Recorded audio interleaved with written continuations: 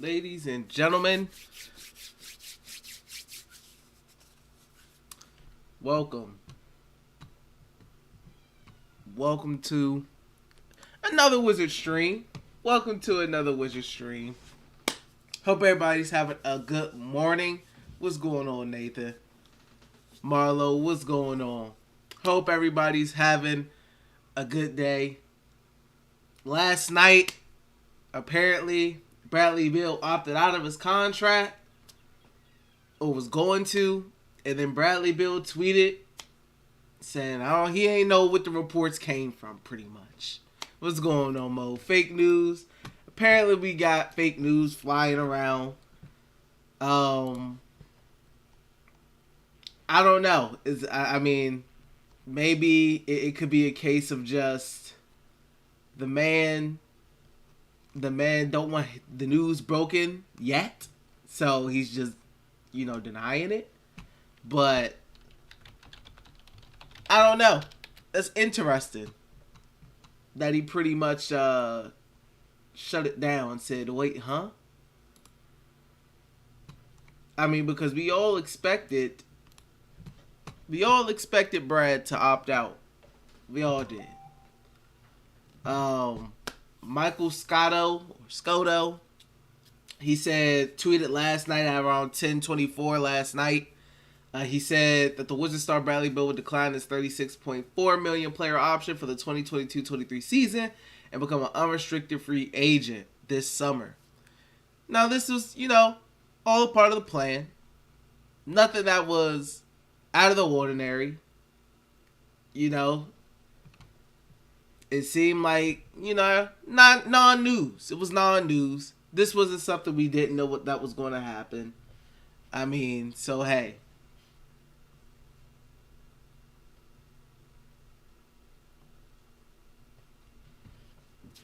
It seemed like, non-news.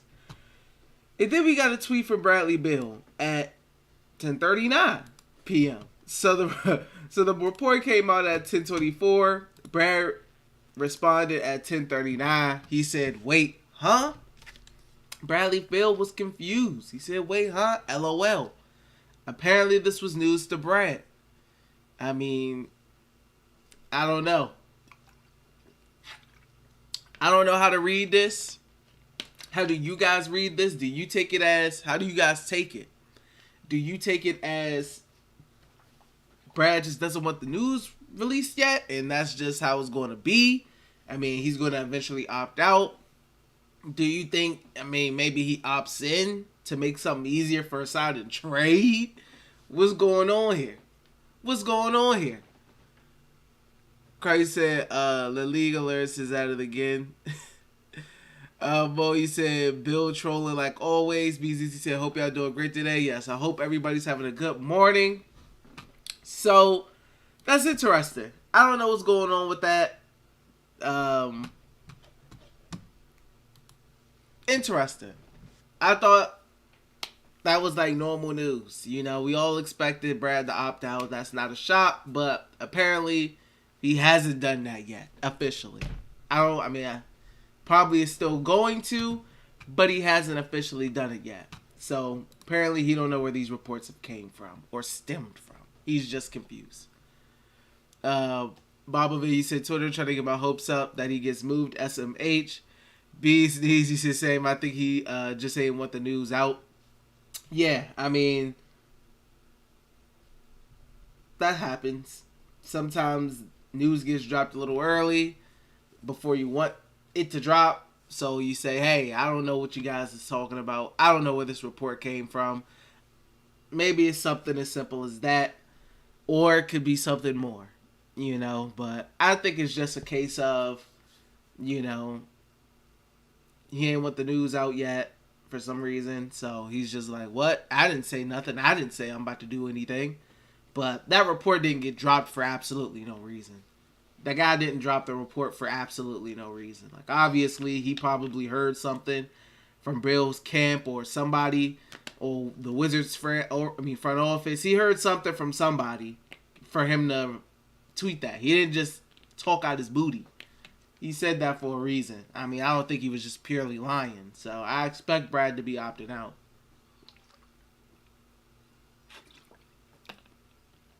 And he said, I still have hope. We won't sign him to the max. And we should know he ain't that kind of player.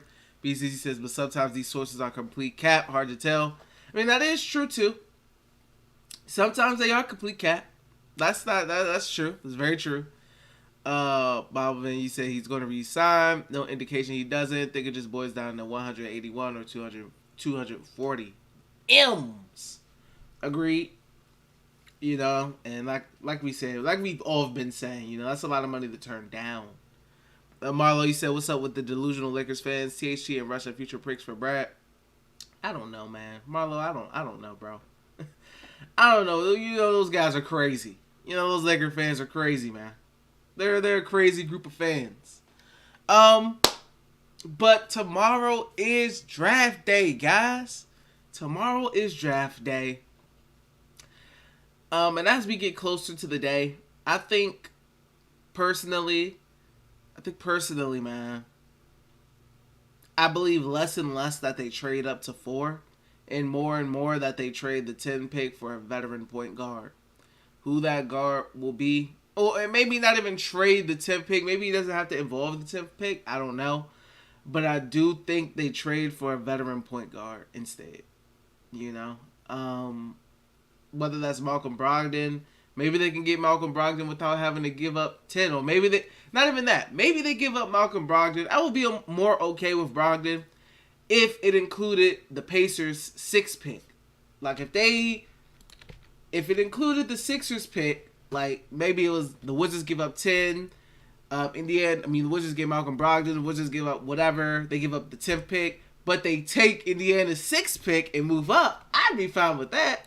But you guys know how I feel about Malcolm Brogdon.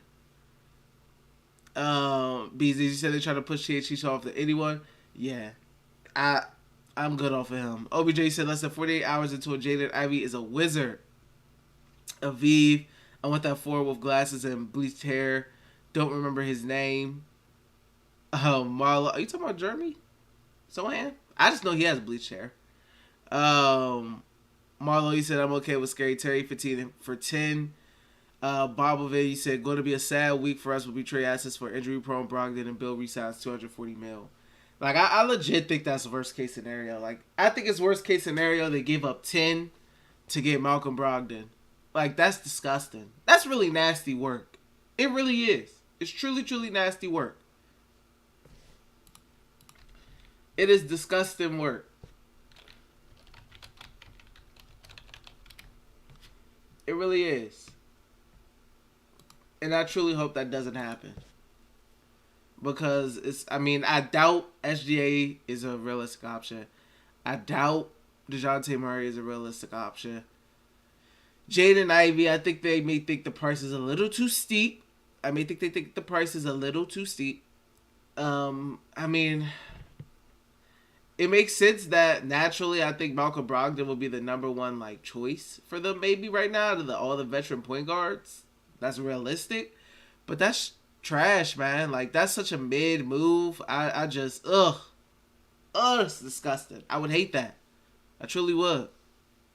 But Terry, like, let's see, like, Terry Rozier, and getting, like, the Charlotte picks. I mean, I would feel a little better with that, you know, even though if you're kind of not with the small point guard thing, Terry is a small guard, a small one. So, I mean, outside of dealing with that, oh no. Bob, you said Tommy would lose all trade credibility if he does that. So could we do a 3-team trade that gives us 4, Sac 6, and Indy 10? I don't know what that would involve. Not sure what that would involve.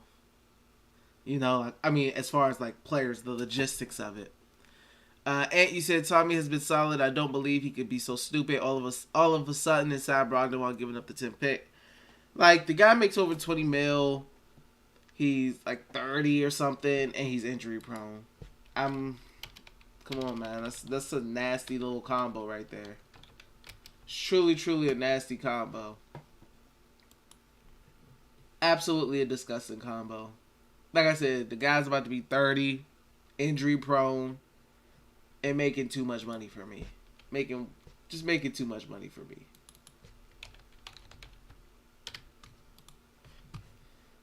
Like, man, that just doesn't even sound good. Injury prone, over about to be 30, over 20 mil. The logistics of that is nasty. Marlo, you said teams come back to earth with trade demands close to the draft. Yeah. Just listen to you said so, Mr. DeTazala. What is your best case scenario, and do you think it is realistic? Does your scenario include the big three of Beal, Porzingis, and Kuzma? The best case scenario would be the Wizards like being able to get, because I think SGA is just so out of the realm of possibility, and I don't think the Thunder give him up. I would say DeJounte Murray, like trading for him would be the best case, because I think maybe he's out of him at SGA. I think Murray is maybe more available, but even then, I think that is unrealistic. Speaking just strictly on the realistic side of things, I can truly see the Wizards trading for Malcolm Brogdon. I can see that happening. Now, I don't know if that means I don't think that they give up Kuz. So I think that does leave the three of Kuzma, KP, and Brad. And I don't want that to happen. I don't want Malcolm Brogdon. So if anything, I would say best case scenario, man, before they do anything stupid, because I don't see them moving up to 4. I honestly don't. Maybe they surprise me. Before they do anything stupid, I'd rather them just stay patient at 10 and see who's there. And if that's Johnny Davis, go ahead and take Johnny Davis. I mean, because I wouldn't be mad at that. I don't know. I just, giving up 10 for Malcolm Brogdon, I just wouldn't get it. I mean, I would get it as far as needing a point guard, but I just wouldn't agree with it. I think that would be a really bad move. And you said Brogdon, that kind of player. The Knicks was signed. Bobby said we ain't that far off from the Knicks. Facts. And the thing with the Knicks is they're the Knicks, so like they have an opportunity to get guys like free agents will want to come play there because they're the Knicks, you know, even though they've been a little bit of a mess, but they still have a way better chance than the Wizards of attracting a big free agent. You know, like a Donovan or a big star like a Donovan Mitchell who may want to go there, you know. Beasley, you said, is rough because Brogdon is a pretty solid player. Otherwise, but yeah, the injury risk is scary. Yeah, and I'm not saying this because I think Malcolm Brogdon sucks. I don't think Malcolm Brogdon sucks. I think Malcolm Brogdon is a pretty solid player. I do. I just, the injury stuff, which is a valid point, scares a lot of people. He just hasn't played that many games, and he's almost 30. He played 36 games last season, and he played 56 games before that, and 54 games before that. Like, that's not good, man. That's really not good. And the guy's doing nothing but getting older. So I'm expecting him to play more games as he gets into his 30s? How does that sound? I'm expecting him to continue to play more and more games and stay more healthy as he enters his 30s? I mean, that's kind of crazy. At least with Kristaps is 26 years old. At least KP's 26. He struggles with injury history, but he's at least 26. Malcolm Brogdon is struggling to stay on the court, and he's 30. Getting nothing but older. So, how am I supposed to have faith in that? That he's going to stay on the court?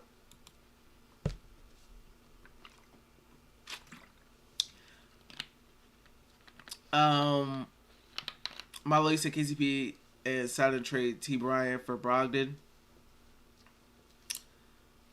I don't know. It definitely will involve the 10 pick. It definitely will involve the 10 pick. It will 100% involve the 10 pick. Before I keep answering you guys' comments, just want to say thank you all for tuning in. We got like 20-something plus in here. Thank you guys for tuning in this morning with me. Remember, if you haven't, make sure you like the video for your boy, please. That helps the video get seen by others. Also, as you know, the pin chat if you want to become a channel member and support. Trying to hit 10 channel members, hit that goal.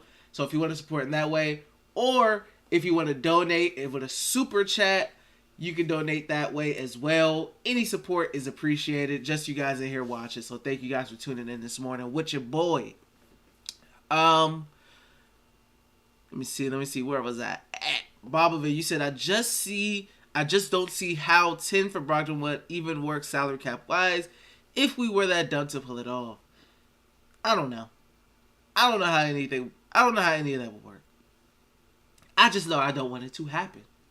You know? I just don't want it to happen. I don't know. I understand that. I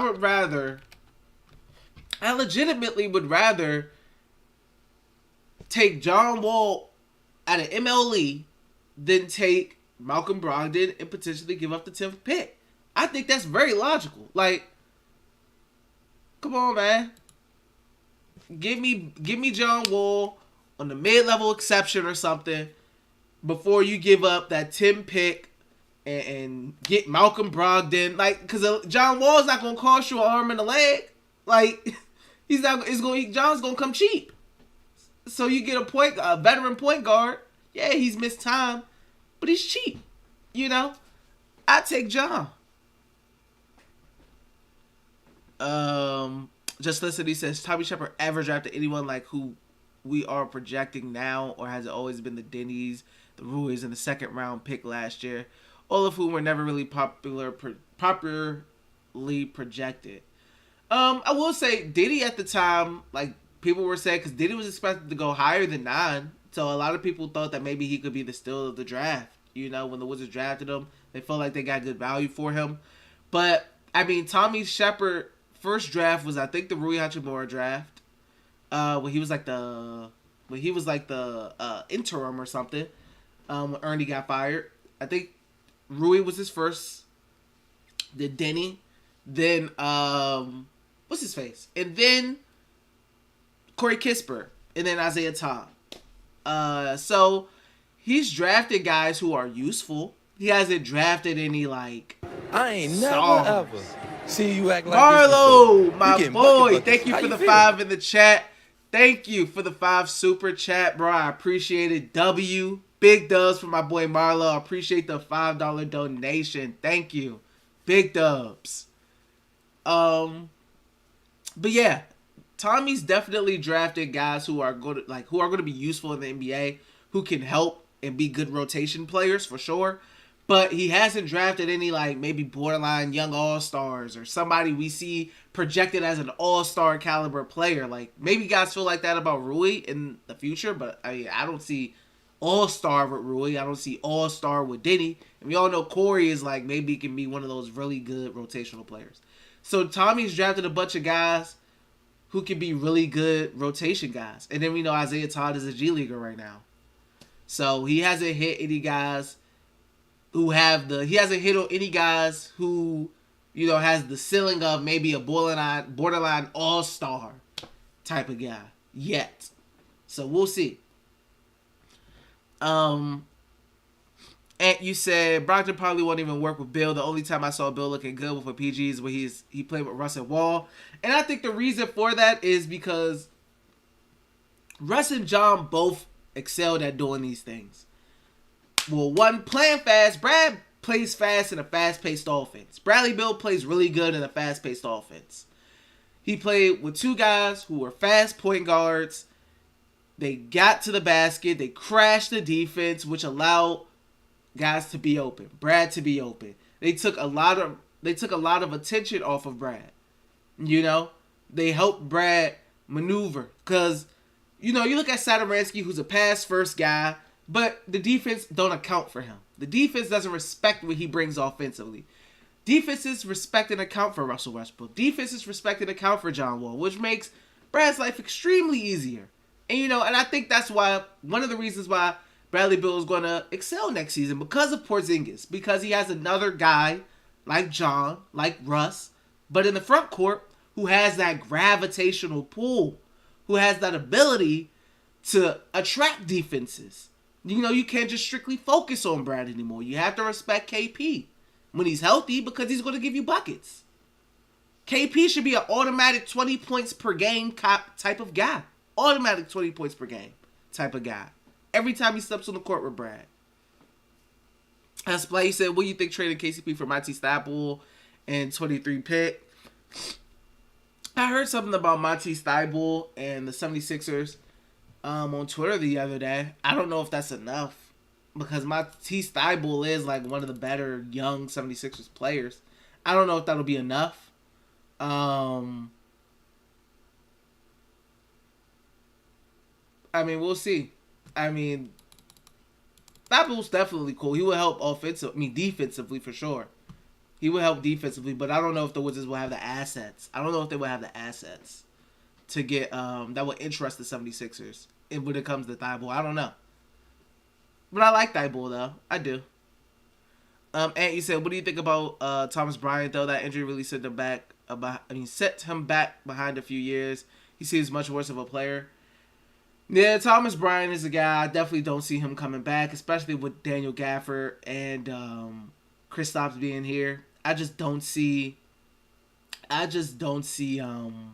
what's his face? I don't see Thomas Bryant coming back. The ACL thing definitely hurt him. Always looked at him as a good off the bench guy, who could bring something differently offensively other than the other centers the Wizards had outside before they brought in Porzingis. But yeah, definitely was tough for him.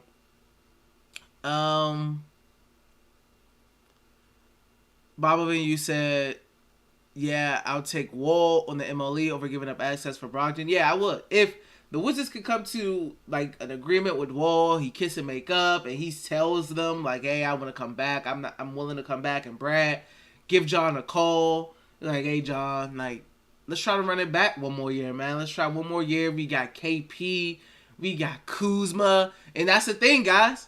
You bring in John on the MLE or something for cheap. Save yourself some cash. You get to keep Kuzma." You get to keep, unless they want to trade, Rui or Diddy or somebody, one of the young guys for a surrounding piece. You get to keep a lot of your depth. You get to keep some of the guys that you really enjoyed playing, like Kuz. And you get to see how it worked, that team worked. With Wall, Brad, KCP, Kuz, and KP. You get to see how that lineup worked. Obviously, you said preach. Kevin, you said, how about we get Kemba Walker from the Knicks? He's only making $8 million and can score. I don't want Kemba Walker anywhere near this team. That dude is washed. You talk about somebody who's washed. I'm good. I seen what he did on the Celtics. Then I seen what he did on the Knicks. I'm good off Kemba. Like, John ain't played. I get it, but I still think John is better than Kemba from what I've seen. And what I think I can see from John when he comes back. Said, is John still good? I mean, that's the question. I mean, but if you're taking him on the MLE, I'm okay with that. You know what I mean? It's not like we taking in that $40 million or whatever million dollars he opted into. It's an MLE, I mean, the last time I seen John play in Houston, he looked pretty good. He was very high volume. He was a very high volume shooter, but he wasn't working with a lot. James Harden, the whole James Harden thing. And then DeMarcus Cousins ended up moving on as well. So, I get it. It wasn't like he was playing with a bunch of stars. So, he was very high volume at times. But he still looked like a pretty decent player. Like a very respectable point guard. In my opinion. And you said Kemba's been really bad, though. Facts, I agree. Kevin, you said, I feel like if we get Kemba, he could turn back the clock and play really good next to Brad and KP. I don't know about that. If he couldn't turn the clock back in Boston, and he couldn't turn the clock back in New York, I don't know why you think in Washington, with all of Washington's luck, you would think that Washington is the team that he would turn back the clock on. Because Spencer couldn't turn back the clock for us. I don't know what makes you think Kemba would. With our luck, he would be even worse with our luck. Personally, what I think, I just don't trust the Wizards' luck with that. Kemba's knees are effed. Yeah, I agree. That's the thing too. I I mean, I don't know about Kimba, man. I'm good off Kimba. I'm good off Kimba. Francisco, you said we didn't have high enough picks for all-star players. I mean, that's the thing. You don't need to be. You don't need, bro. 9, it can be high. I mean, 9 can be good enough. To find somebody. You know what I mean? You don't gotta always draft top 5. A lot of these good teams, their players weren't top 5. Jordan Poole for the Warriors was like the 28th pick. Draymond Green was a second round pick. Klay Thompson was an 11th pick. I mean, you don't gotta be so high, drafted so highly, top 5, top 3 to be a really all-star caliber player. That's what your scouts are for. That's what your scouts are there to do. And that is high enough. 10, 9, that's high enough in the draft. I mean, and the Wizards have never been good at drafting. The Wizards have always been pretty bad at drafting outside of the top 3. I mean, hence why the last Wizards rookie to sign a second contract was Otto Porter in 2013 when he was drafted. I don't remember how old I was in 2013. I was somewhere in high school, I think, starting high school. Well, like in 10th grade when Otto Porter was drafted. I mean, that tells you about the Wizards right now. And maybe Rui Hachimura breaks that trend, but the Wizards have not signed somebody they have drafted to a second contract since Otto Porter was drafted. And Otto Porter was drafted in 2013 with the 3rd pick. And it's 2022 now. That should tell you about the Wizards and their draft history. That should tell you right there. 2013 to 2022. So almost going on to 2023, that would be a decade.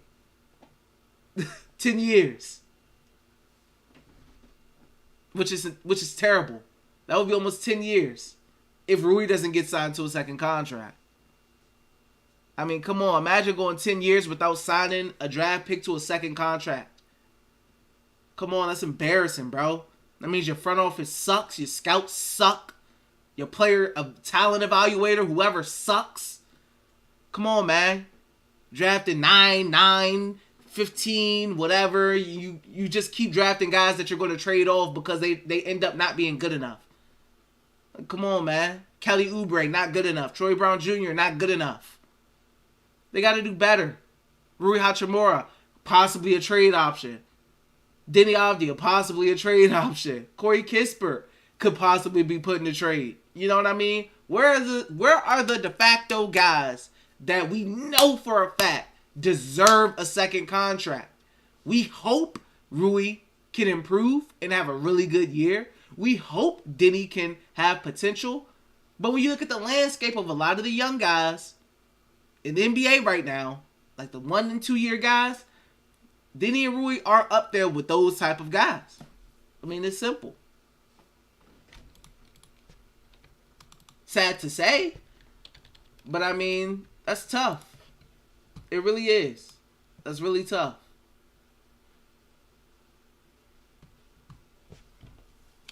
I did a lot of talking right there. Let me catch up on these on the chat. Kevin, you said trade Rui for Matisse because Rui's defense is trash. OBJ, you said Thibault is trash. You think Thibault is trash? I don't think he's trash. Beasley, you said in that scenario, I'm going to need Matisse to be able to score more because he looks like Andre Robertson 2.0. Yeah, that's the thing. You may get the defense, but the offense, you lose. You definitely lose. Kevin said if we get Wall, he needs to realize he's not the man no more and just need to give the ball to KP, Kuz, and Beal. And I mean, Kevin, you bring up a good point. Kevin, you definitely bring up a good point where, if John were to come back, for instance, let's say, he does have to realize that, hey, man, this isn't 2010. You're not the guy at the moment. You're not the guy anymore. You're just not. Excuse me. You're not the guy anymore.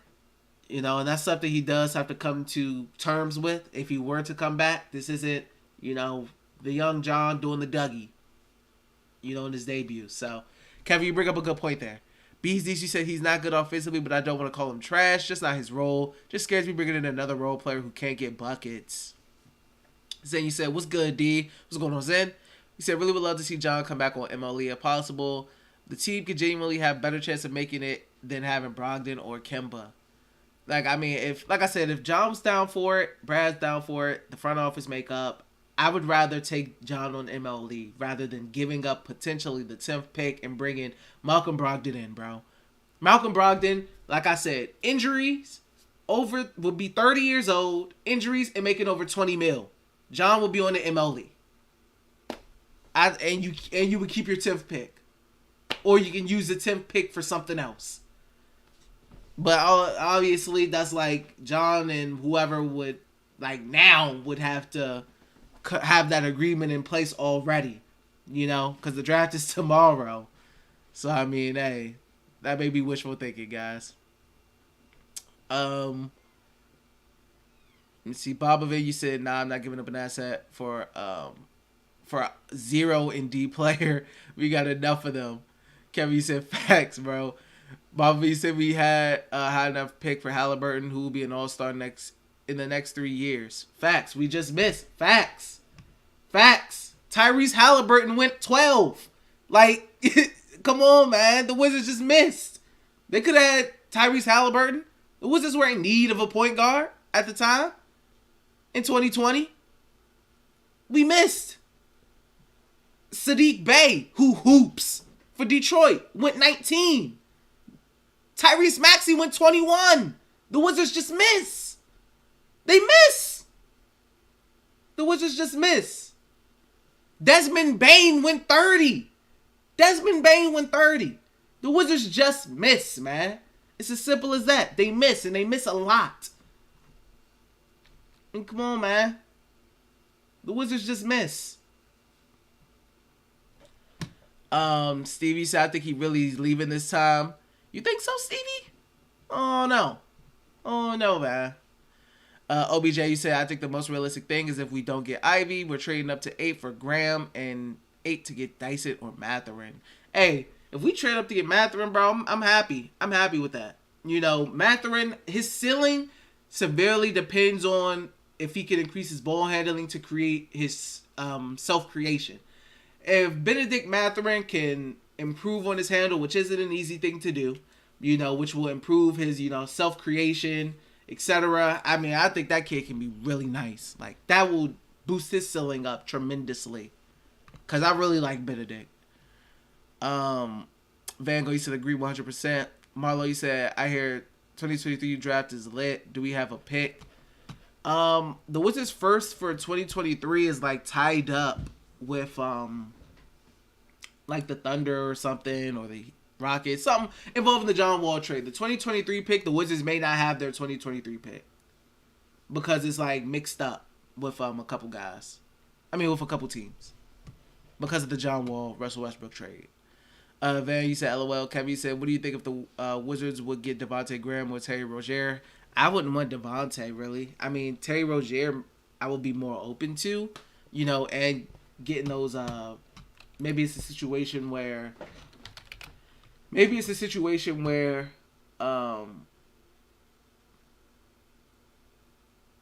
could grab 13. You could trade back and grab 13 with Charlotte and grab Rozier. Maybe go back and get 13, maybe and 15 or something, and add a player or something in there and get 13, 15, and Rozier. And you give up somebody, you know, in the 10th pick to get 13 and 15. And Terry. Maybe it's something like that. Or in the realm of that. Possibly. Bear, you said sad but true. Kevin, you said no, we traded away to get rid of Wall contract. Yeah, and I mean, that was an A+ trade for Tommy. You know, moving off of Walls and then moving off of Russ's. You know, which is an anchor right now for the Lakers. So, I mean, those trades were dubs for Tommy. You know, would I want Wall on his current deal? No. Would I want Wall making MLE? Sure. Why not? the big issue with Jaw, outside of the injuries, was just the amount of money he was making. But you take that away, I'm cool with it. I'm cool with him. What's going on? You said love from Israel, bro. Wizards should build around Diddy and give him the ball as a point guard, and not as a shooter. Here's the thing with Diddy as a point guard. Diddy doesn't have the ball handling to be a full-time point guard. Like, he struggles with his left to even finish with his left hand. He has an issue with his left hand right now. Diddy, I would love to see, go full more into that secondary ball handler role, because I think that's something he can turn into. We seen it last season, grabbing the rebound, taking the ball up court, running a little pick and roll, stuff like that in the secondary ball handler role. I would love to see more of that from Diddy as he improves on his handle, etc. He's not a full-time point guard, even if he was on the Wizards or another team. I don't think any team would make him put him as, like a de facto point guard. He would be a secondary ball handler on any team he was on, in my opinion.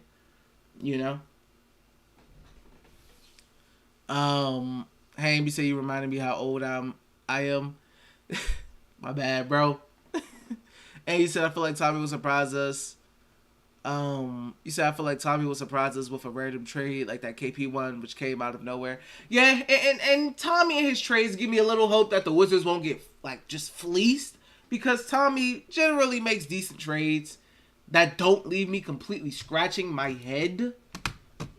So I have some faith, that maybe the Wizards do something if they were to trade, that they wouldn't get the short end of the stick.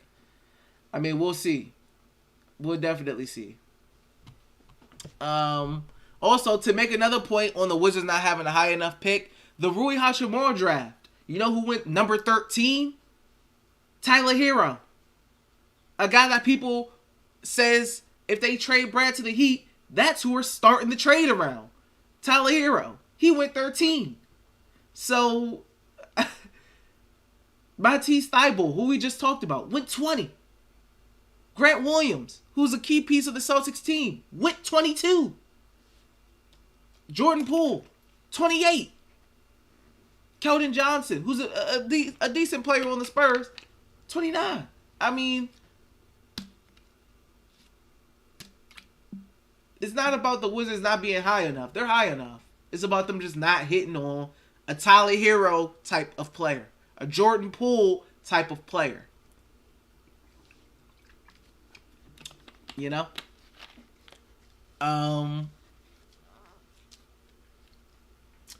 Just as he said, keep ranting. Mr. D talks a lot. Maybe Ted Leonsis is listening. Yeah. Ted's listening to me. Okay. The whole organization has been in a funk for years. We held on to Ernie for too long. A lot of guys been held on for too long. Bobovich, you said we should trade for Rui for a first round pick next year if he's not moved to the package this year. Yeah, I mean, I don't know if you'll get a first for Rui. I don't know if a team will be willing to give up a first, especially with him being a restricted free agent after this season. And we'll see. But, I mean, I doubt the team will give up a first. But Tommy did say, he's not worrying about giving up the 10th pick or something like that, because he can always get a first-round pick. He said that, when he was talking to the media the day before yesterday. So, I mean, it could be true. You could be right. Hammy said maybe they should share the picks. Francisco, you said Cassius Winston re-signed last season and we drafted him. Oh, I mean, Cassius Winston got signed to, like a legit, making some, I'm talking about making some real money, man. I don't know what Cassius even re-signed with. I don't know what that was even about. I mean, we talking about a guy who's in the G League. I mean, somebody who's going to play in the NBA game, not be on the go-go for the majority of the season.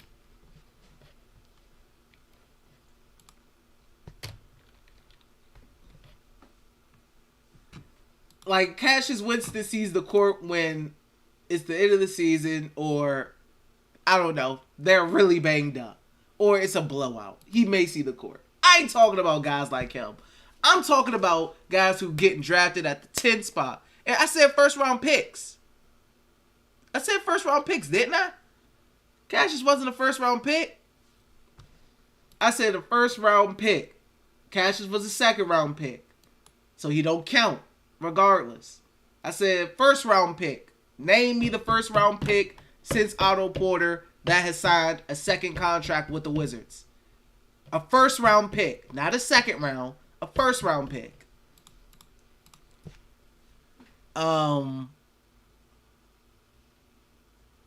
Kevin said, thank God we got Tommy because I was leading charge on fire early ever since he drafted Jan Vesley over potential Hall of Famers. Yep, once again, bad drafting. Wizards were high enough. An all-star player. Klay Thompson was right there in that draft. He blew it. The Wizards missed. Again, they missed. Players were there. Players got picked in positions that were further back than the Wizards. You know what? You know how bad the Wizards were in that draft? You know how bad the Wizards were in that draft? You know how bad the Wizards are at drafting? And we talk about the Wizards not being high enough? Bro, check this out. The Wizards had 2 opportunities. They had 2 opportunities to not blow it. They drafted 6th and 18th. And they blew it both times. You had 2 opportunities in 2011 to draft somebody. 6 and 18. And you missed on both picks. How do you miss on 2 first round picks? You miss top 10 and then you miss top 20. My God. How bad are you at drafting? How do you miss 2 times? Somebody tell me. Oh my goodness. I mean, this is a draft with Kemba. This is a draft with Klay Thompson. I don't know, man. You got Tobias Harris. Maybe, went right after Chris Singleton. I mean, it's nasty work. It's really nasty work. It is.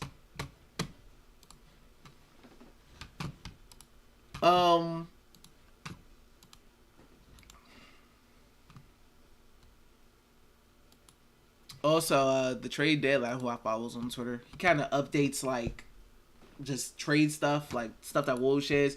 He said, I think there's some players the Pacers really like at the back end of this lottery. He said Malcolm Brogdon has probably played his last game for the Pacers. I also should have showed this tweet the other day. Retweeted it though. He said Indiana will likely reference other role-playing guards who have command considerably hauls in return for Brogdon. For example, Derek White trade netted the Spurs a first-round pick and a first-round swap back in February. See, better stop it, Wizards. Better stop it. Better leave that alone, Wizards. Leave that alone, man.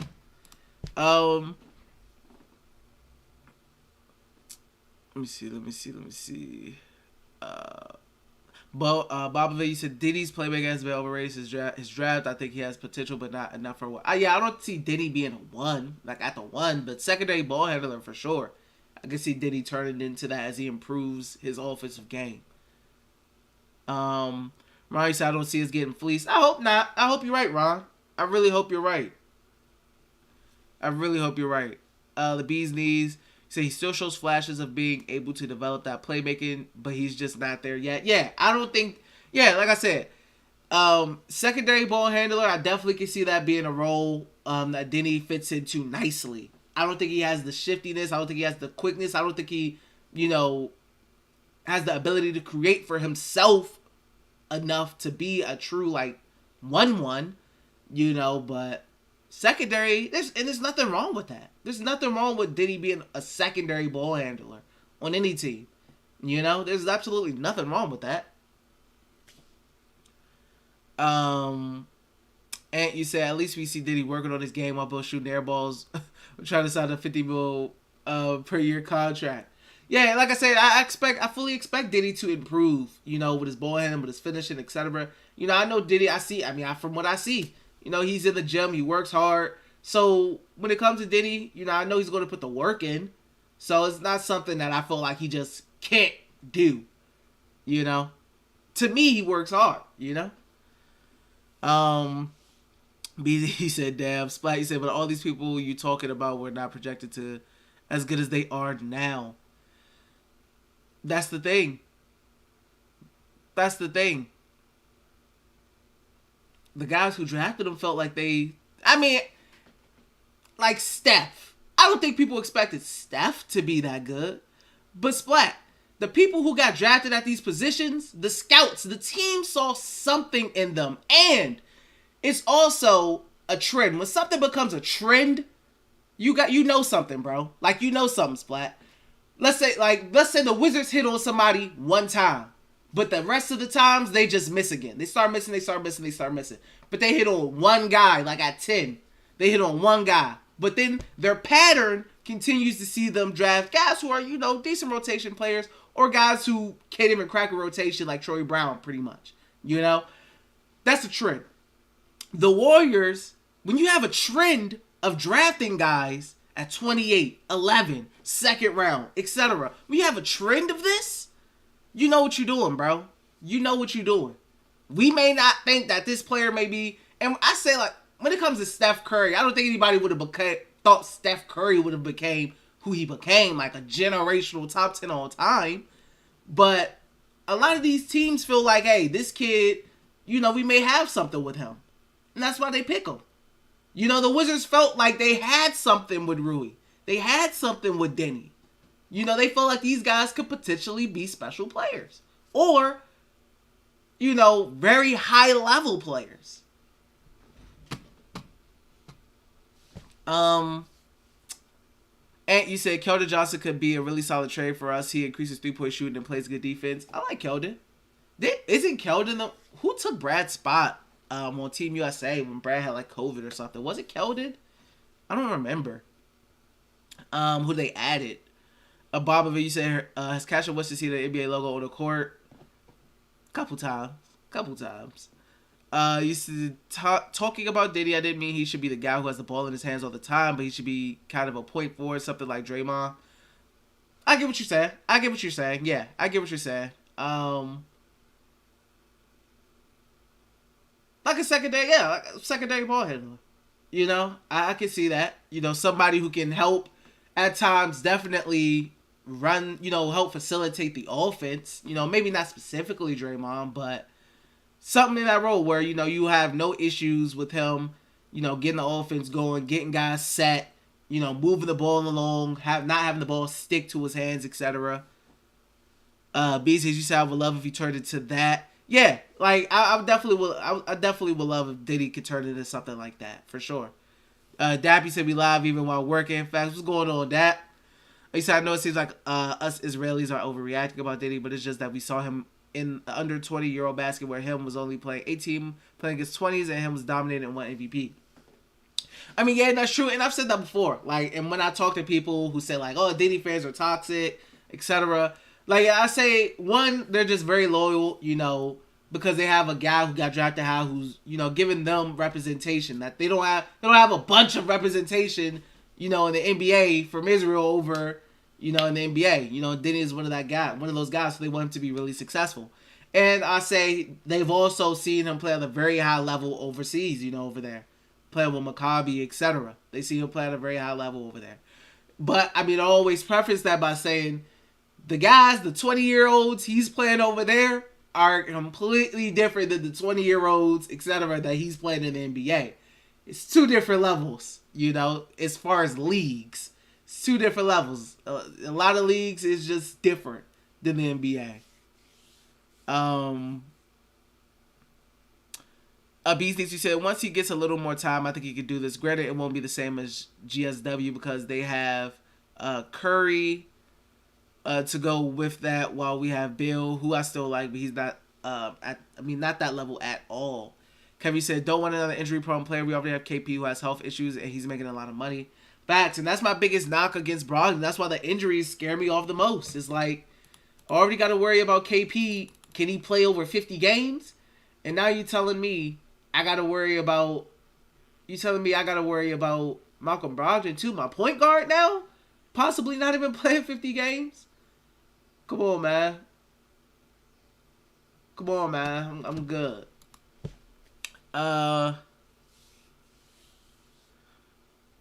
you said I don't think they miss with players they pick. I think some just don't have the right environment for them to grow and fulfill their potential. Yeah, it's something like for instance, Troy Brown Jr. You know, even though he went to Chicago and he's never like, you know, it may be because sometimes you just even the change of scenery doesn't really fully work. But like Troy Brown Jr. seemed the most comfortable when he was running point guard and had the ball in his hands.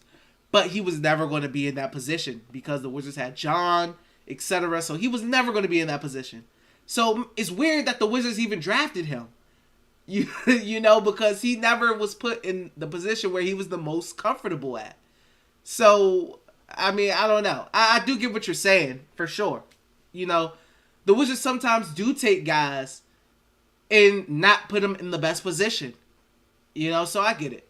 I definitely can agree with you on that point, for sure. Jay, what's going on? He said player development is about what to. Scott Brooks routinely said he doesn't take players seriously until they are 27 years old, unless you get him Russell Westbrook. Yeah, player development is definitely, and as far as the Wizards, like, I mean, I feel like as far as Rui's development, I think Rui is definitely developed into I think he's a very respectable rotational piece. I think if he were to go to another team, he wouldn't be at the end of the bench. I could see him being, you know, somebody who gets good minutes on that team, you know, whether it's off the bench or what. But I could see him contributing. You know, I feel like Denny, because Denny's like, what, 21? I feel like Denny in time it will also become a guy if he were to go to a different team. I don't think he will be at the end of the bench. I think he's a guy who also can become a guy who gets respectable minutes on a good team, even if it's off the bench or what. But guys like Troy Brown or maybe Kelly, they just missed. And I know we liked Kelly at the time, and we were upset when he got traded for Trevor Ariza because we felt like we could have got more for Kelly. And you said I still think that he is a special player. When he has his special moments, he looks really good. Yeah, and similar to him, Rui, like they've both shown moments where, you know, they've shown flashes of potential. You know, they both have had really good games, and that's what you want to see more of consistently. Francisco, so did we hit on our last 3 picks or what? I think the Wizards, I wouldn't say they hit. I think they did a good job. I would say the Wizards did a good job with Rui. I would say the Wizards did a good job with Diddy. I would say the Wizards did a good job with Corey. I wouldn't say they hit. You know what I mean? Because we're sitting here talking about trade packages that may involve shipping Rui out or shipping Denny out. You know, like, I don't think any of these guys are truly untouchables. You know, I know a lot of people really like Rui, but these aren't guys who are just de facto top of the league when it comes to some of the younger guys. You know, some of the second year guys, third year guys. These aren't like at the top of the list. You know, but I do think they did a good job on them. They definitely didn't miss. They didn't miss with Denny. They didn't miss with Rui. And it's looking like they didn't miss with Corey. You know, but I think they did a good job. You know, I wouldn't say it's a hit. Like a hit, I would say is a Tyler Hero. You know, a hit, I would say is a Sadiq Bey. You know, but they did a good job. I definitely think they did a good job, for sure. They didn't do a bad job. They didn't blow it. I wouldn't say they blew it. To put it in baseball terms, I think they hit a good solid double. They hit a double. They ain't hit a home run yet. They haven't hit a home run, but they got a double. You know, I think Denny, Rui, Corey, those are some good doubles. You know, they hit some good doubles. You know, but they haven't hit it out the park yet. To put it in a baseball analogy, in my opinion, I know people feel differently.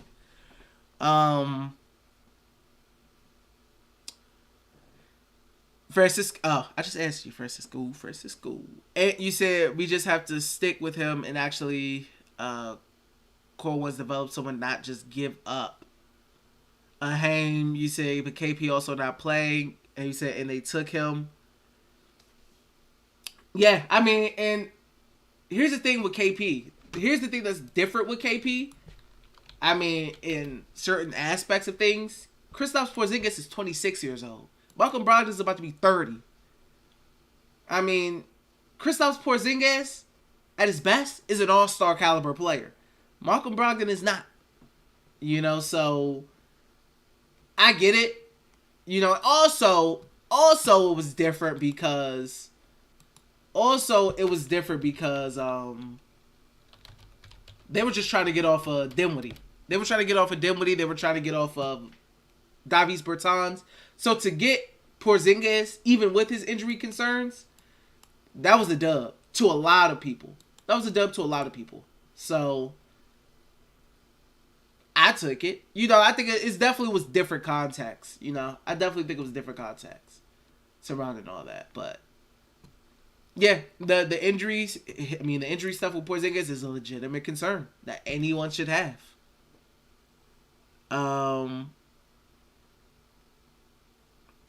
Kevin, you said let's just get John Wall and hope for the best. BZ said I agree. We just need to get rid of this jam at the 4th spot. We need to pick a direction. Jay said for now we developed himself to be 6-man bench bucket getter. Denny is an 8 guy, multifaceted. Corey's a spot shooter, number 7. Special this guy all for 10th or 11th place team.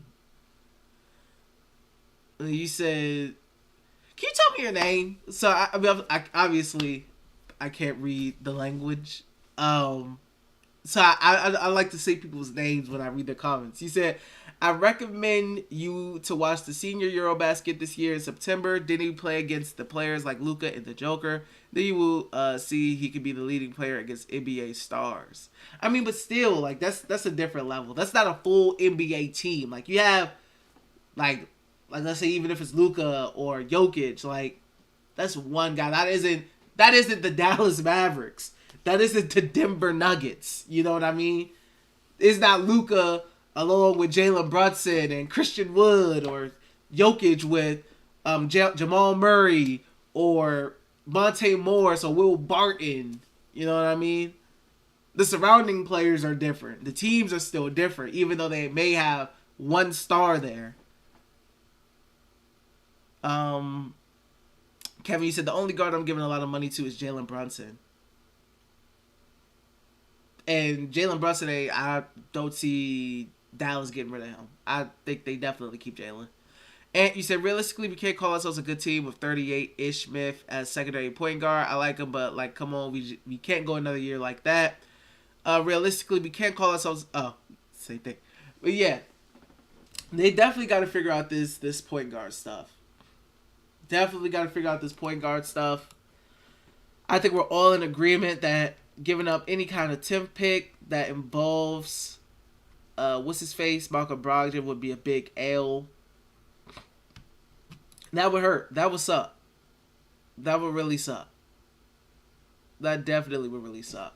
Once again, I want to periodically say, it's about 30 plus of you guys in here. Thank you guys for tuning in with me on this morning. Tomorrow is draft night. Please make sure you're in here if you want to watch the draft with us and watch the draft with me and react to the picks and see who goes, see who drops, see who the Wizard picks up, see who the Wizards possibly trade with.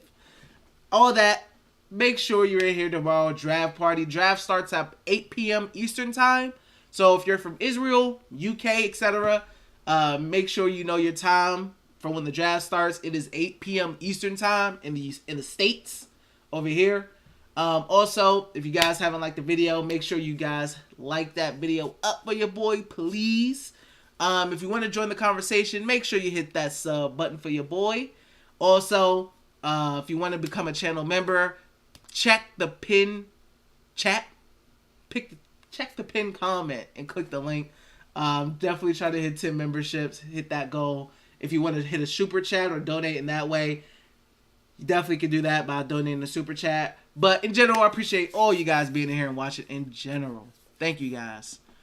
Haim, you said, I like your answer. Francisco, you said, I know we cleaning up our past mistakes, but do you think we're at a clean state? I don't know how to really explain it. You want my realistic take on the Wizards, Francisco? I like San Francisco. I don't know why. I like Francisco. I'm thinking of a movie. I don't know what movie I'm thinking of. I feel like it has Will Ferrell in it. He says Francisco or something like that a couple times. But I think it's interesting, man. My true take on the Wizards, true take on the Wizards, man. I ain't never ever. Bobbin, my God, thank you for the 3. How you said feel? Dope stream before all the noise today/tomorrow. Yes, thank you. I appreciate the big $3 dubs. Thank you, my guy, Bobbin. Appreciate you, my guy. But yeah, Francisco, my true honest opinions on the Washington Wizards, bro. They should have been blew this up. They should have been moved on from Brad. You know, they should have focused and made a decision, which should have been rebuilding. The Wizards are in a bad cap situation. They don't have a lot of cap. They're a middling team. This Bradley Beal Supermax contract is going to make it even tougher for them to build something good. And even before Bradley Beal, Jay, thank you for becoming a member, my God. Thank you. Y'all are going crazy today with the donations and the memberships. My God, Jay, thank you. I appreciate the membership, man. Appreciate you. Big dubs, bro. But yeah. The Wizards, I mean, it's not like they were building a good team before Brad signed his Big Max. So they weren't doing a good job of building a contending team before Brad signed. And I find it harder now to see how they will build a good team after Brad signs. They should have blew it up. They should have rebuilt it. They should have focused on the young guys, the Denny's, the Ruiz, etc. I think they should have moved on, man, and started over, bro. Because, let's be honest, what realistic move, guys, please tell me in the chat, because I could be wrong. What realistic move can the Wizards make to be up there with the Boston Celtics? We've seen the two teams in the finals. The Wizards are nowhere near that level of play. What can the Wizards do realistically? Realistically, not pipe dream stuff. To compete with the Celtics, with the Heat, with the Bucks. What can the Wizards realistically do, guys? Please help me out. Because honestly, I mean, we brainstorm, but I'm doing that strictly because I know the Wizards aren't truly, trying to do anything. They aren't trying to rebuild. So I just go with the flow, what the team is doing. I would like to know that, because I don't see a way where they can truly compete with the top of the tier in the East. BZs, you said get y'all blood pressure meds ready for tomorrow. Facts. You said it's 3 a.m. for us. Oh, goodness, that's tough. That is tough. BZ, see how this R system works? Right. The what is it? Aggressive, relentless, or what? It's aggressive, it's relentless, and it's something else. What is it? It's aggressive, assertive, and relentless. That's the R system. Let's see who the Wizards pick and see who got the R system in them. And you said 2 a.m. for me, so we're going to be up late, my Israel friend. Whew, yeah. Man, that's tough for you guys. That's tough, man. Kevin, you said the best outcome of the draft, us is taking Johnny Davis at 10 and trade back into the 15 pick and take Ty, and you could trade Rui and KCP for the 15 pick. I mean, yeah, possibly, but I don't know if the Wizards would want to give up those assets if they feel like they want to compete. We already know KCP is Brad's boy, so I don't know how Brad will feel about that. Kevin, trading his boy KCP for a rook. Ant, you said Brad can't even donate. It says not available in my country. Yeah, I have no idea. I know somebody. I have a guy. My guy Aaron. He's donated before. Israeli currency. So I don't know. That's weird. Not sure. But thank you for trying to support though. Ant, appreciate you. Thank you for attempting to support. You still supporting by watching, but thank you for trying to support in that way, my guy. Thank you. Baba Vin, you said nothing. We not getting Shea/Murray. We not getting Ivy. We not drafting a All-Star PG. Yeah, I don't see Ivy happening. I don't see Shea happening. I just don't see it. I think that's unrealistic. Not only don't think the Wizards could provide the best package, I don't think the Spurs are that pressed to give up DeJounte, and I definitely don't think, what's his face? I definitely don't think Shea is going to be easily obtained. I definitely don't think that. I ain't never ever Francisco, seen you act like this before. thank you for You the getting bucket buckets. How $4.99 you feel? super chat. You guys are going crazy today with the super chats and the membership. Thank you guys. I appreciate it. He said, been watching you for 2 years, but I've been knowing the Wizards trash. Facts. Been knowing the Wizards trash. My guy Francisco, big dubs. Thank you for the support. Thank you all for the support, guys. You guys are lit. But yeah, Bobovin, I don't think, it's tough. It's definitely tough. I don't see the Wizards really, I don't know. I can't see a path. The Wizards is choosing to be a middle of the pack team.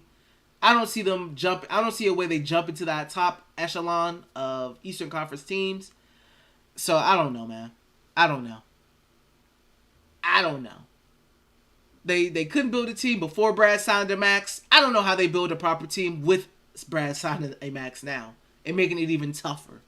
Good luck, Wizards. Good luck. You said, I feel you, Ed. That's what it's like to be a European NBA fan. Yeah, you guys got it tough, man. You guys, that's why I got respect for the European fans, man. I got respect for them. They be up late watching. I struggle staying up late. Like when I watch the Australian Basketball League, because the NBL, the Australian League comes on at like 3 a.m. over here. And it's tough because sometimes I get bored and I like to watch.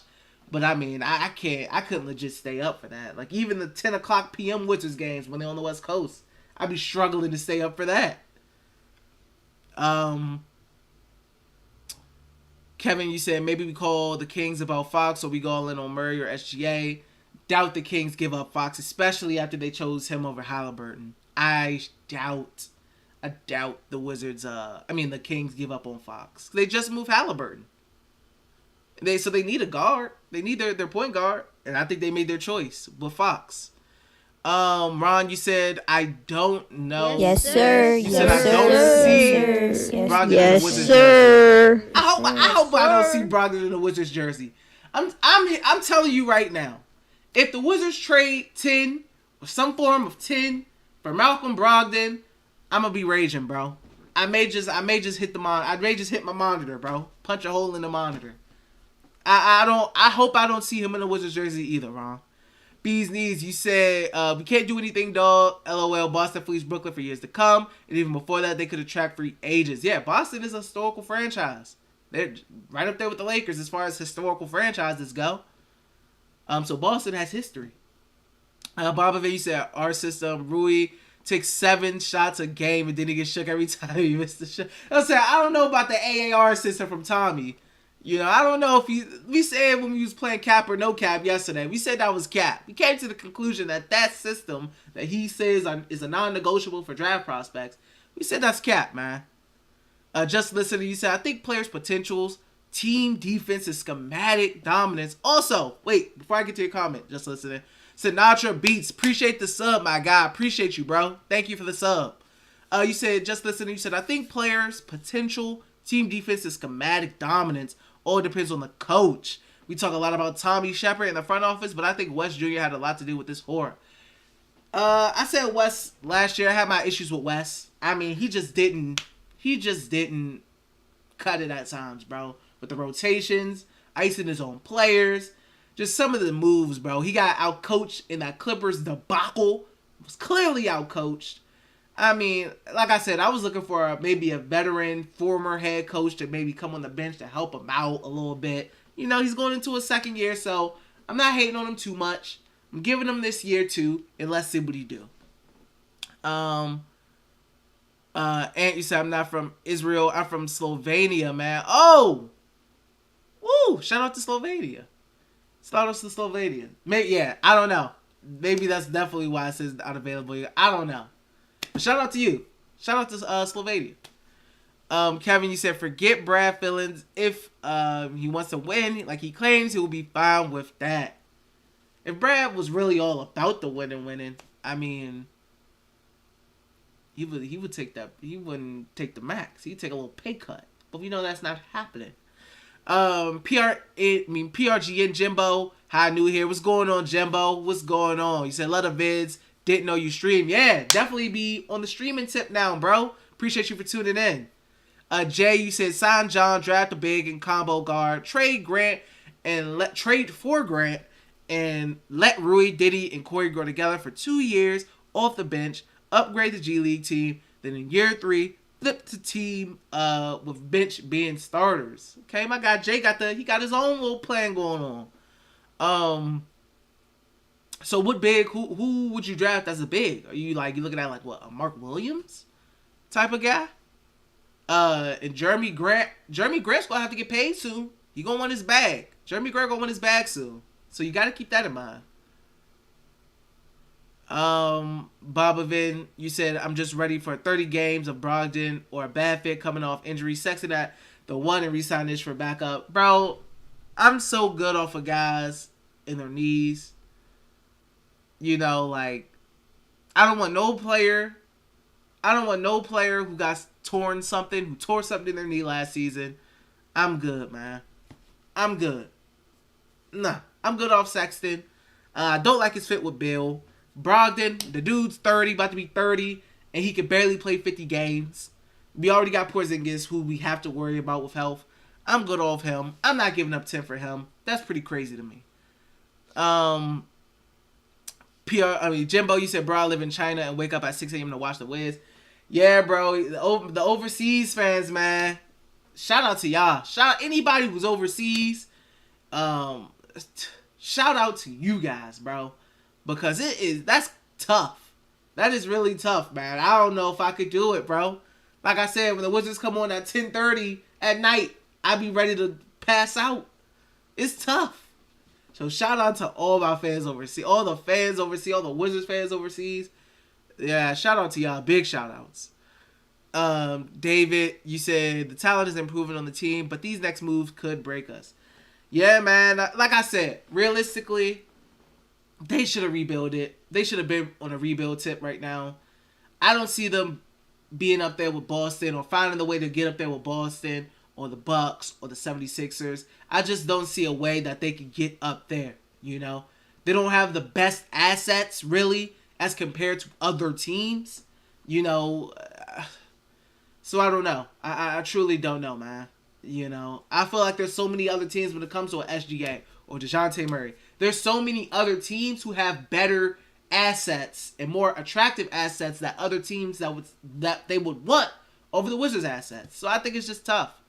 I mean, is it impossible? Like KG said, anything's possible, but I don't see it, man. Kevin, you said if you trade for Malcolm Brown, I'm selling my season tickets. Hey, man, take your stand, Kevin. You gotta take your stand. Jimbo, you said if we sign Malcolm, I'm done. Hey, that's the sentiment, man. If we give up 10 for Malcolm, we done. Sinatra, what's going on, bro? You said we need Malcolm Brogdon, strong PG, and solid defensive center, or a rolling center like Gortat was. Sinatra, you not worried about the injury history with Malcolm Brogdon now? He making over 20 mil. Last season, he played 36 games. Season before that, he played 56 games. Season before that, he played 54 games.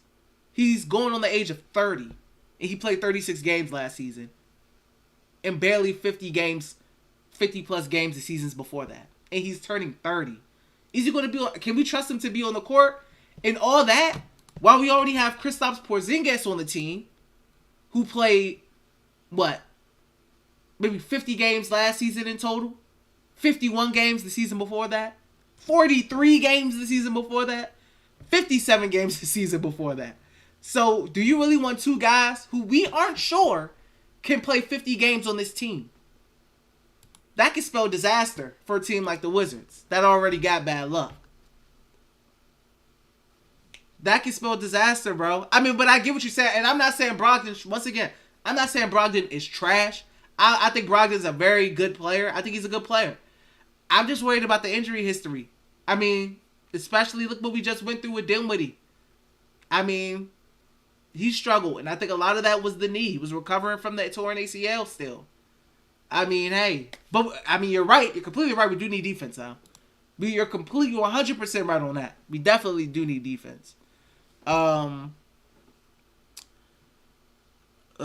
you said, oh man, you got the patience for season tickets. Be having a hard time keeping the TV on, watching this half the time, straight garbage. So just rebuild already. No reason for us to trade any of our last 3 draft picks. So I'm 100% with you, bro. I'm 100% with you, Soul.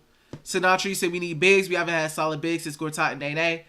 I mean, I think Porzingis is the best big the Wizards have had since them.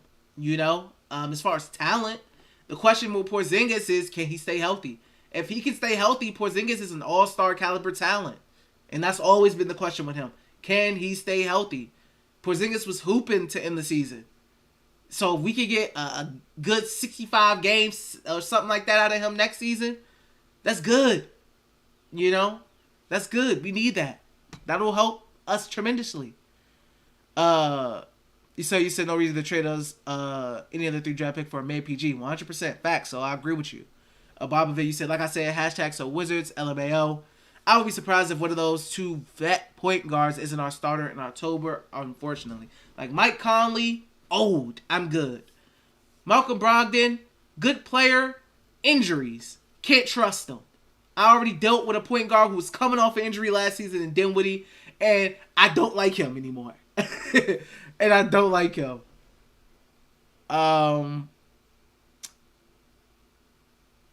Sinatra, you said Brogdon, a defensive player. We need defense. That's facts. That's facts, though. That's facts. I agree. But can he stay on the court, though?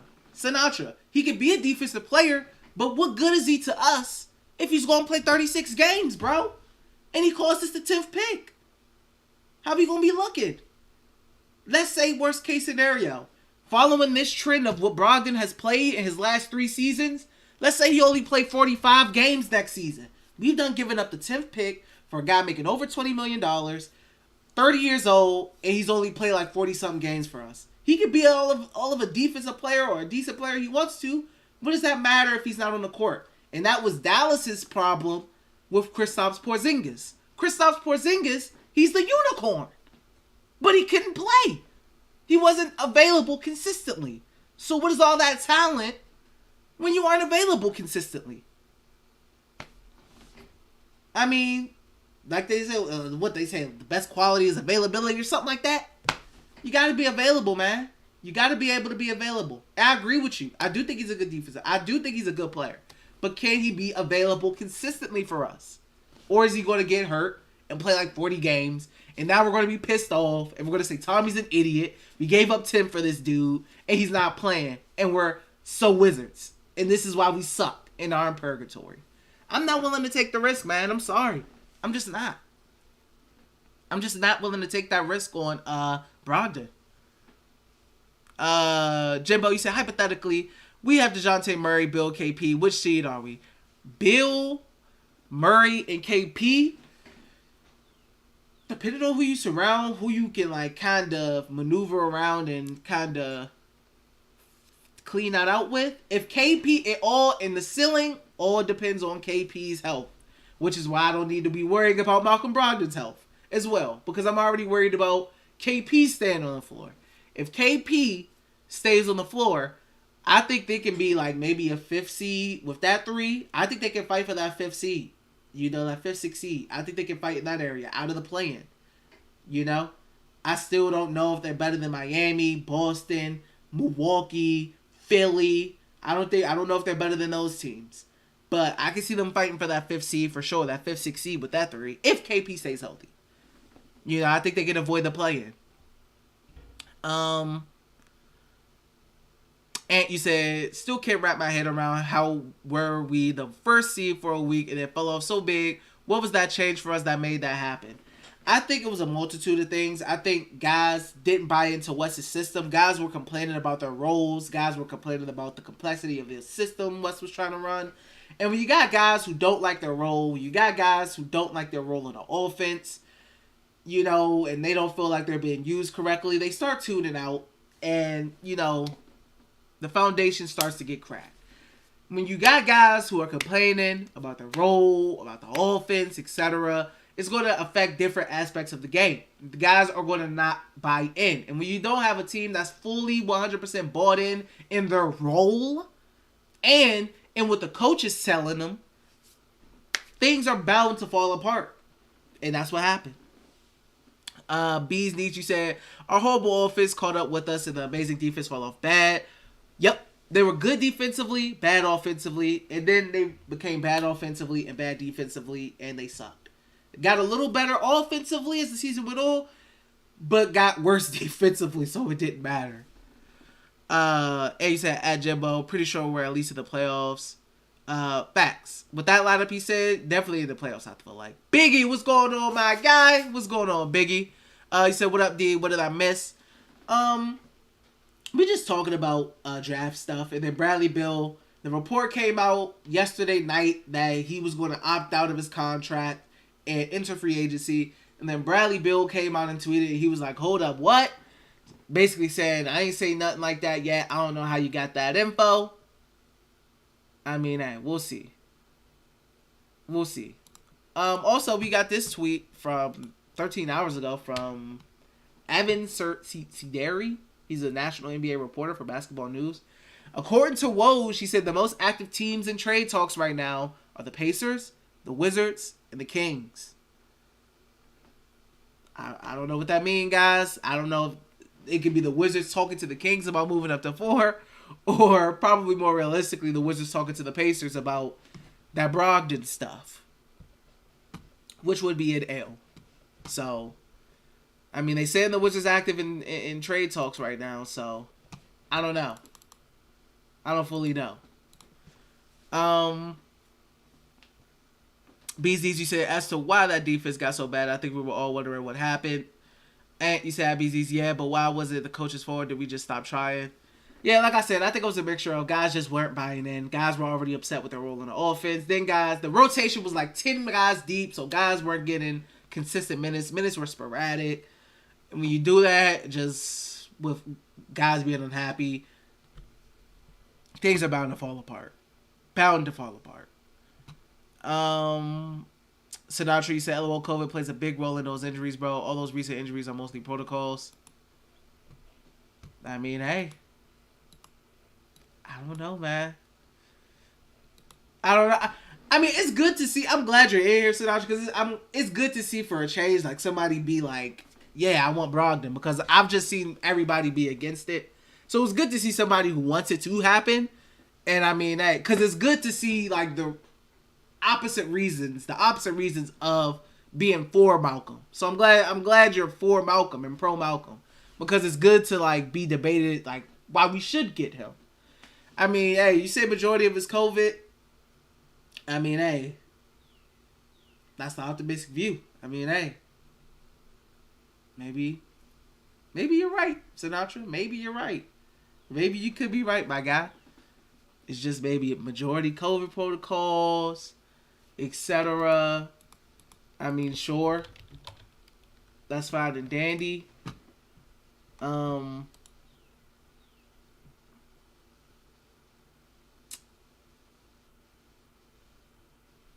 Maybe you're right, Sinatra. Maybe you're right, man. I'm still not good. I'm still off of Malcolm now, bro. Personally.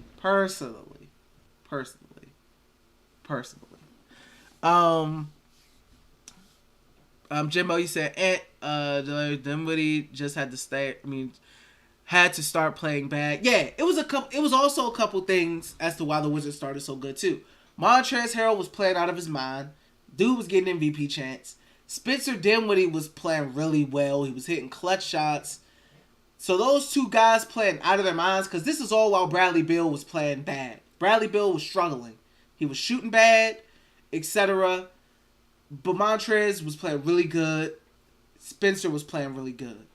And then once they came back down to earth and Brad was still playing bad, it just all fell apart.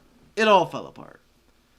BZG says, I agree. And West lost the locker room for that drama for sure. The effort really showed. Yeah. I just think a lot of guys didn't buy in. Kevin, you said, I'm tired of paying thousands of dollars to see a mediocre product. I just want my money to go to a good product. Yeah, man. And I think we all would like a good product, bro. We all would like a good product. I mean, at the end of the day, all us Wizards fans are just trying to brainstorm and come up with different ways to see this team be decent, man. To see this team be decent. I don't think any of us see the Wizards being championship contenders anytime soon. But we just want to look respectable out there. We just want to look competitive out there, man. Like, not a playing team. Can we avoid the playing? Can we get to 5th seed or something? Can we avoid the playing like that? I mean, but it's always trash being good, but not good enough. Not bad, but not good enough either. That's an ugly spot to be in. That's an ugly spot to be in. It was like the Pacers. The Pacers are a perfect team. The Pacers weren't bad. They were decent, but they weren't good enough. You know, they weren't on that like upper echelon of team. And they ended up rebuilding. Like with Victor Oladipo and stuff, Lance Stevenson. They were a good team, but we all knew their ceiling. They weren't no championship contender. They were a cool team, you know, but they weren't good enough. And it ultimately led to them rebuilding, as they should have. Or else they could have just kept floating in that 4th, 5th, 6th seed range and lose it in the second round. And or first. And that's where the Wizards are right now. Not terrible, but not good enough. And that sucks. That's a terrible field to be in. They're not bad, not good. Just okay. Just okay enough. Because you're not bad enough to consistently get young players, but you're not good enough to be like up there with the upper echelon.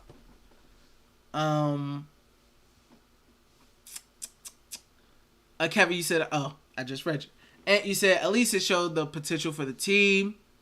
Yeah, I was hyped, bro. When they was 10-3, bro, I was hyped. I was legitimately hyped. Dave, you said they need to give us a late first to dump Brogdon. I said I would take Brogdon. Sinatra, I hope you listening. I would take Brogdon if we get a pick swap. Give us 6. Give us 6 with it. Give us Brogdon. Give us 6. We'll give you 10, and we'll give you somebody else. Give us 6. And then we got a couple options. We could go Dyson maybe. We could go Benedict Mathurin maybe. We got a couple options. If they involve a pick swap and we take in 6 and Malcolm and we give them 10 and somebody else, maybe it has to be one of the younger guys. I don't know. But if we can recoup 6 and move up in the draft and get Malcolm along with the 6th pick, I'm fine with that. I'm fine with that. Because then we can start talking about a couple of different guys like Benedict, like Dyson, etc. Guys who are a little higher up on my list, you know, that are above a Johnny Davis. I would be cool with that then. But like we trade the 10 pick and we just get Malcolm, blah blah blah, then like that's our first rounder. Come on, man. Like, no, I don't like that. David, you said, oh, I just read you. Van, you said, would you be willing to trade the 10th pick, Kyle Kuzma, Kispert for DeJounte Murray? Yes. Yes, I would. Yes. Would that be enough? Probably not. You probably have to throw Denny or Rui in there. Like, honestly, for DeJounte, he's going to cost a pretty penny. I mean, he has 2 years left on his deal. He's, 25 years old. Really good point guard. Spurs are going to want a bag. They're not a dumb franchise. They're a smart organization. They're going to get what they can for DeJounte. It's probably going to cost you 10, Cal, Denny, and maybe Kispert. Or Rui and Kispert. You know? Which is, a lot of Wizards fans will probably be like, that's too much. Not for me. I mean, I'll give up a bag for DeJounte. Beasley, you said, if San Antonio would agree to that, yes, 10 out of 10, I'm taking that trade. Yeah, like that trade right there, I'm definitely saying yes. The Spurs are probably saying no and hanging up the phone. You need to add, you probably need to add Denny or Rui to that. You need to add another young guy to that. Probably. for them to even think about it and consider it. Probably need to add Rui or Denny. One of them. Van, you said, I think that is a fair trade and they should take it. And you said, at least we are in the trade talks, probably will trade. Don't know how Knicks fans feel after seeing a tweet like that with their team also needs significant changes. Yeah, it's a couple teams that need some changes that need to go on, Wizards especially being one of them. Davey said, encouraging if we are dealing bad chemistry most likely last year. Yeah, I'm all for the Wizards making trades. I'm all for that. Hey, I'm all for the Wizards making trades. We need to lock in on something. And if they want to compete, go all in and compete, bro. If you want to compete, go all in and compete. Let me see. You said bad chemistry most likely last year. Definitely was bad chemistry. Big, you said if Beal has another season like he did last year, we are cooked. Yeah. If Beal is playing like he played last year, yeah. We're cooked. We are cooked. 100% cooked. If KP is hurt, cooked. If Bill plays trash again, cooked. It is going to be even worse because Bill will have a max. So, Jimbo, you said, why did Bill Dame start playing bad all of a sudden? You think it was the new ball or something like that? I mean, it could have been the new ball. Like, James Harden was struggling as well. It could have been the offensive rule, like the changes to the league, because, like, letting defense be a little more, a little more rough with guys, changing some things. It was definitely an adjustment period, but, maybe. But, I'm not going to give all-stars an excuse, You're an all-star. You should be playing like it. BZ, you said it had to be Jimbo. You said a lot of players started off horrible just like Bill. Yeah. A lot of guys did. Alon, you said, what is going on with Bradley Beal? Last night, it was reported that Bradley Beal opted out of his deal to become a free agent this off-season in free agency. And then Bradley Beal tweeted later on saying, I believe, to make sure I quote him correctly on his tweet, he then tweeted saying, did I not retweet that Bradley Beal tweet? What the heck? Because I swear to goodness I did. He then tweeted saying, to that report, wait, huh? LOL. So, apparently he hasn't opted out. So, I don't know. Maybe, I assume he will. Maybe he just didn't want it out yet. I don't know. Maybe something different going on behind the scenes. I have no clue. I'm not an insider. And you said, I follow Knicks on Twitter just for the fun of it, and they were depressed after they didn't trade for anyone when we did for KP. Yeah, Knicks fans is one of those teams that got it rough too. They've had it rough for a little while as well. You said Bill just trolling. He always does that. I don't know. I don't know what's going on with the guy. I have no idea what's going on with the boy. For sure. I'm just curious to see how everything shape up, man. I'm ready for tomorrow, bro. I know y'all are. We've had a lot of streams leading up to this. We had a lot of streams leading up to this. So I'm hyped. I'm ready. I'm ready to go. I'm excited to see what the Wizards may and or may not do. Whether it's good and or bad, makes me angry or not. We'll see. We'll definitely see. Jimbo, you said, yeah, Aaron said he likes the attention. BZ, he definitely does like the attention. BZ, you said NBA Twitter is something else, man. Facts. I don't really get involved with NBA Twitter. Something pretty crazy over there. Jimbo, you said you think we're making a move on the 5-minute countdown. Maybe. It will be fitting for all this noise to come out about the Wizards, just for them to stand patient at 10 and just get Johnny Davis. I could really see that happening. But I think the Wizards feel the pressure from Brad to build something. I honestly think they trade. That pick for a veteran point guard. Just a matter of who. It just is a matter of who. I definitely see them trading the pick, though. Personally, I think that's the most thing that's going to happen. I don't think they stay at 10.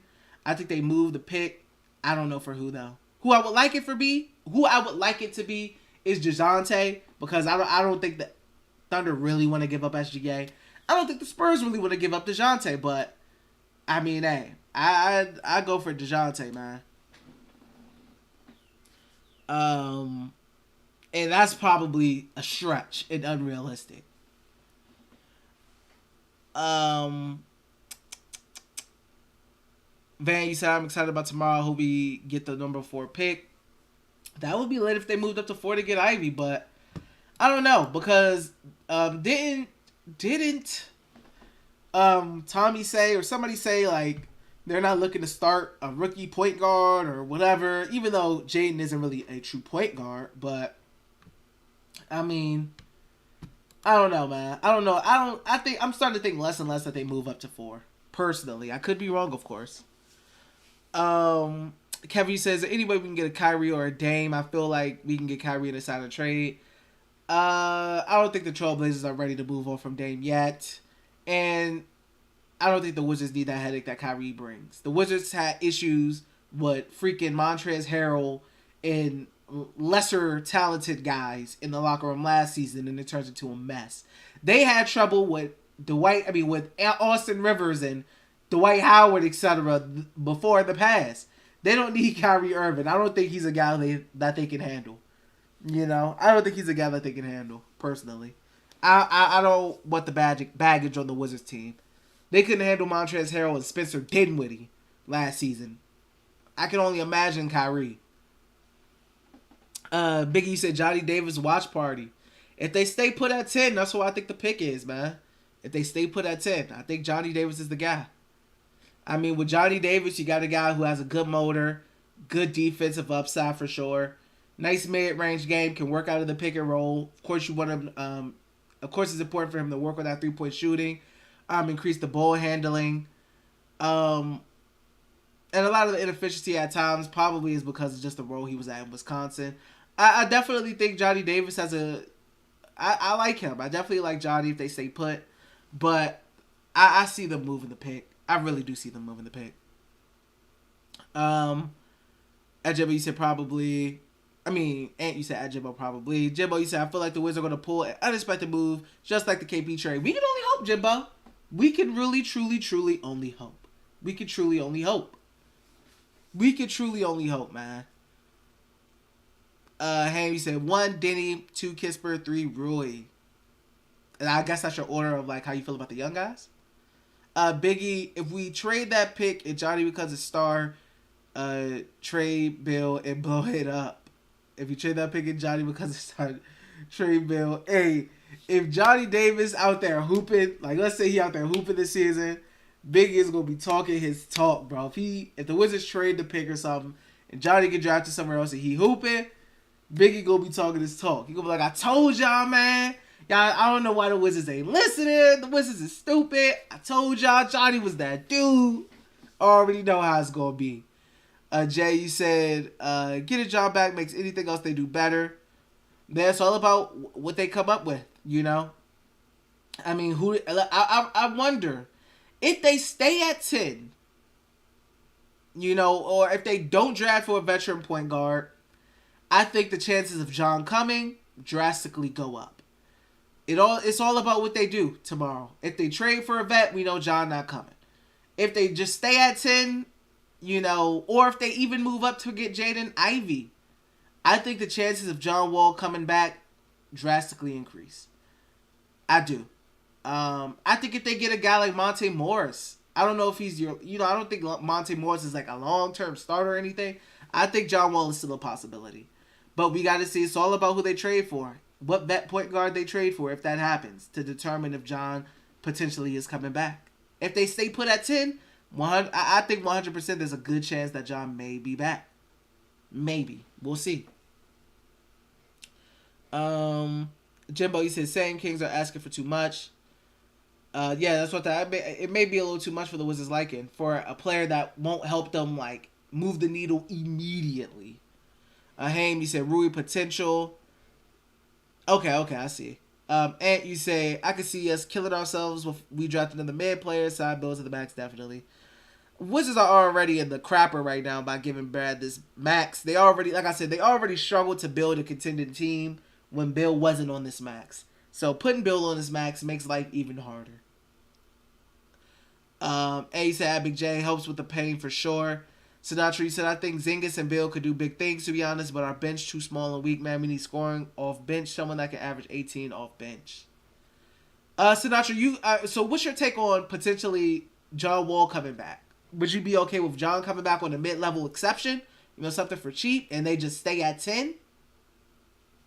Would you be cool with that? Because, I mean, you draft 10, you get a young guy, Johnny Davis or whoever you like, and, I mean, you get John on the mid-level exception for cheap, so you're not paying out the wazoo for him. I mean, it's interesting. I mean, what's your take on that, Sinatra? Biggie, you said if we do go after Jaden Ivey, is there really a need for John Wall? I mean, I think it depends on how. I think it depends on like how much pressure they want to put on Jaden right away. No, not even that. I think it depends on how much they think Jaden can help right away. I mean, I agree though. If you draft up for Ivy, I don't know if there's a need for. I don't know because, like I said, Jaden isn't like a full-on natural point guard. So I don't know. They may still be interested in getting a veteran point guard in there, a vet. You said BDC said my faith for the Wizards got me in the accepted state. LOL, we know better than to expect too much. I just want a fun team. Yeah, I mean, at this point, if you go max Bill and you refuse to tank, bro, just build a fun team that the fans can cheer for and be happy about. Like, you don't even have to have teams like that are good. Y'all remember that Brooklyn Nets team that had like Jared Dudley on it, D'Angelo Russell on it. They ended up losing to the 76ers in the playoffs, but I forgot what year that was that they lost to Jimmy Butler and Joel in the playoffs. But y'all remember that Brooklyn team? Like, they weren't a top 3 team in the East or anything like that, but they were a fun team. They were a fun team. You know, they were a team that, you know, the people could get behind because they were fun. You know, they were doing a little Tekashi 6ix9ine dance on the bench. Give me a fun team, man. That look like they like each other, bro. Please, that look like they like each other out there. Bob of it, you say we do still need 2 PG. Facts. Still, yeah, like I said, the number one position right now is point guard. That's the number one position right now. Point guard. And you said that Biggie, you said if we get Ivy, there's no need for any other point guard. You said, what do you feel about Tyus Jones though? Did he have like an amazing turnover to assist ratio? Like Tyus Jones, I wouldn't mind in a backup role. Like I don't see Tyus Jones coming in as like my starter on a team that I'm expecting to compete for something. Me personally. Even though I like Tyus. Van, you said, I've been looking at John Wall on these open court videos on YouTube. Wall is a beast. He now has a quick jumper that's still very quick. I mean, you always take the open court videos with a grain of salt. Every NBA player on open court runs will, one, a lot of the edits, the misses are edited out. So it look like in runs, NBA players be having 99 overall when they in practice runs and whatnot. So you always take those summer videos for any player with a grain of salt. Every player look like, obviously the established ones are the established ones, but like certain players, you know, everybody got 99 overall when they just doing summer runs. Everybody got 99 overall. Sinatra, you said yes, Wall Bill Zingis is solid. That works, but I would still get a Brogdon to come off the bench for D and someone else to score. I mean, I don't think that would happen because you pay Wall the MLE and then Brogdon will be getting paid 20 mil, still be getting paid over 20 mil. You don't have 20 mil sitting on the bench over a guy who's getting the MLE. It definitely will be one or the other. It will be either John or Brogdon. It wouldn't be both. Definitely wouldn't be both. I think you would have to make a choice. And John wouldn't come back if they got Brogdon because they have Brogdon. So he would probably be looking to take his talents to Miami or LA. BZs, you said, but if you get John on a small contract, you can bring him back anyways. Better to have him and Ivy than Ivy and Ish. Like I said, I mean, I'm all for John coming back.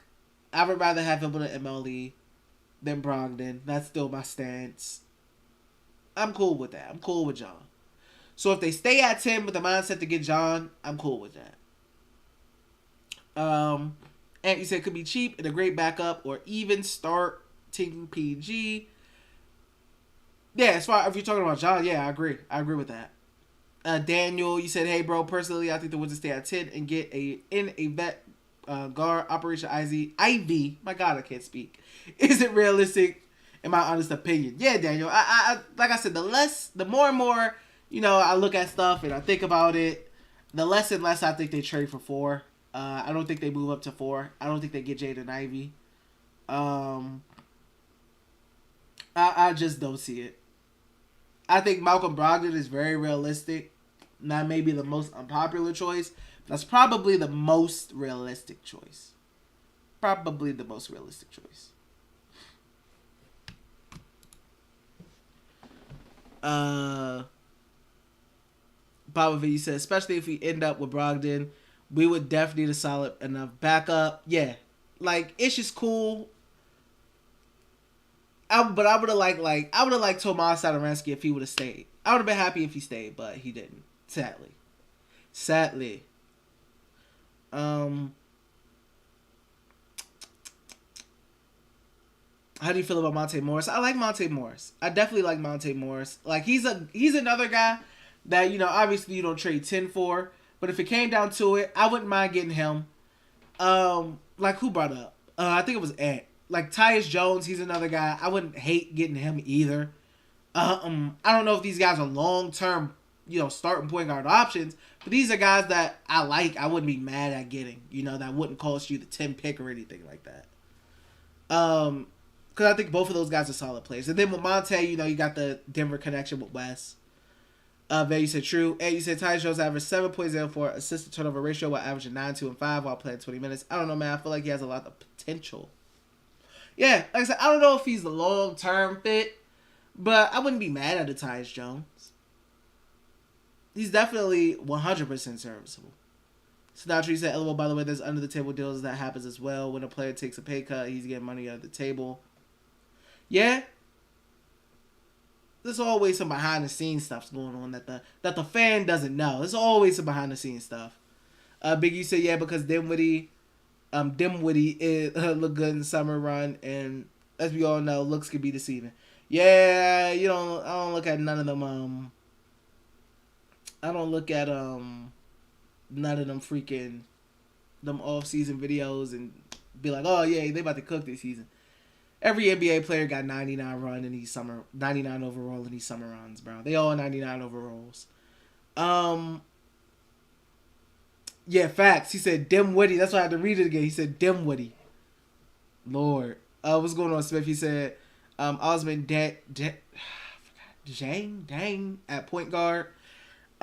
He's one of those guys that I think could be good in time. I don't know if the Wizards will take him because I don't know how far away they think he is to being able to truly contribute right away. I don't know.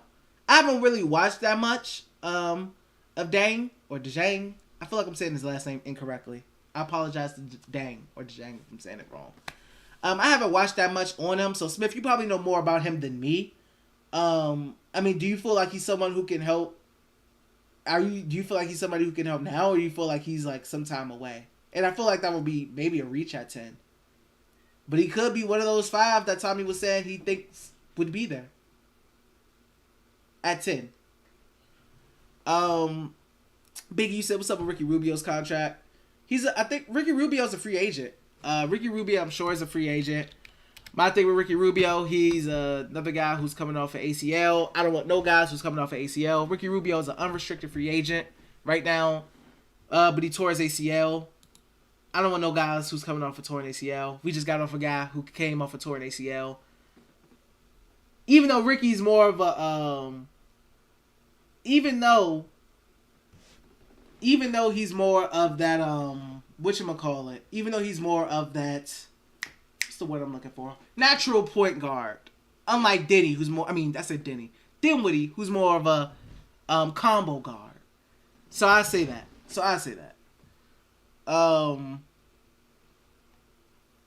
So I mean, his fit will probably be a little better, but he is coming off that ACL, torn ACL. So I don't know. And he said at Big, he said he would retire soon though because of his son. He did say something about retiring. I remember seeing that. Sinatra said, I know because I've worked for Monumental Sports. Oh, that's what's up, Sinatra. That's what's up. What was you doing over there? I mean, you said work, so I assume you don't work. I don't know if you can speak on that or not. But, yeah, what would you do over there? You said, Biggie, you said Ricky Rubio would be a great addition. Yeah, like, I think the fit would definitely be better than Spencer because Ricky is definitely more of a natural point guard. You know, he wouldn't come expensive. You know, it's definitely coming off that torn ACL. I mean, Dinwiddie has just permanently scarred me off of point guards coming off of ACL injuries. But I definitely think the fit would be better with Ricky. Like, if Ricky never got hurt with Cleveland, I mean, probably would cost a little bit more. Cleveland probably would have kept him. But yeah, like, if he never got hurt, 100% I would have liked Ricky. 100%. Biggie said, yeah, but if we could get Ricky Rubio for 1 year, I guess we could kind of figure it out going into the next off season. I mean, maybe. I mean, I haven't heard. Have y'all heard anything as far as the Wizards and being interested in Ricky? I haven't heard anything like that. Where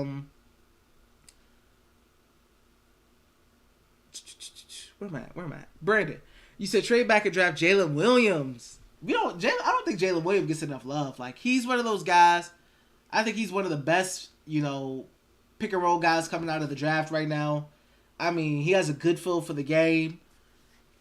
He's really good in the pick and roll. I mean, he plays at his own pace, knows how to get his shot off. Not the most athletic, even though he has had some nice dunks, posters, etc. Crafty guy. He's a crafty guy. Not extremely athletic. Don't got a fast first step, an extreme burst. But I mean, I think he's a guy who knows how to take advantage of his craftiness, and he has a very good IQ and feel for the game of basketball. And I think that will help him at the next level. I do. Now, what his ceiling is, I'm not sure. But as far as, the type of wings the Wizards typically draft, he would definitely be one of the more skilled wings that the Wizards would have drafted. Because he has skill, 100%. Especially after the combat, is no shocker that he's flown up some boards. I wouldn't be surprised if he was a surprise, like, big riser. Maybe went higher than maybe mid-lottery. Sinatra, he said everybody in the NBA is coming off a tour and something high, no one really healthy. Yeah, it's like, it's just so many injuries going on. That's a lot of injuries. Sinatra, you said I was a program analysis intern straight out of college. Okay. Boy, Sinatra doing big things.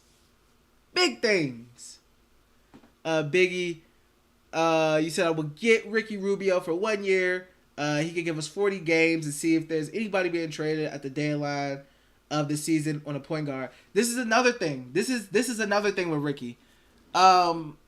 He's probably not going to be start off playing back-to-backs because he'll be recovering from the knee. He'll be recovering from the ACL. I don't know his timeline to return. I don't know if he'll be ready for the start of the season.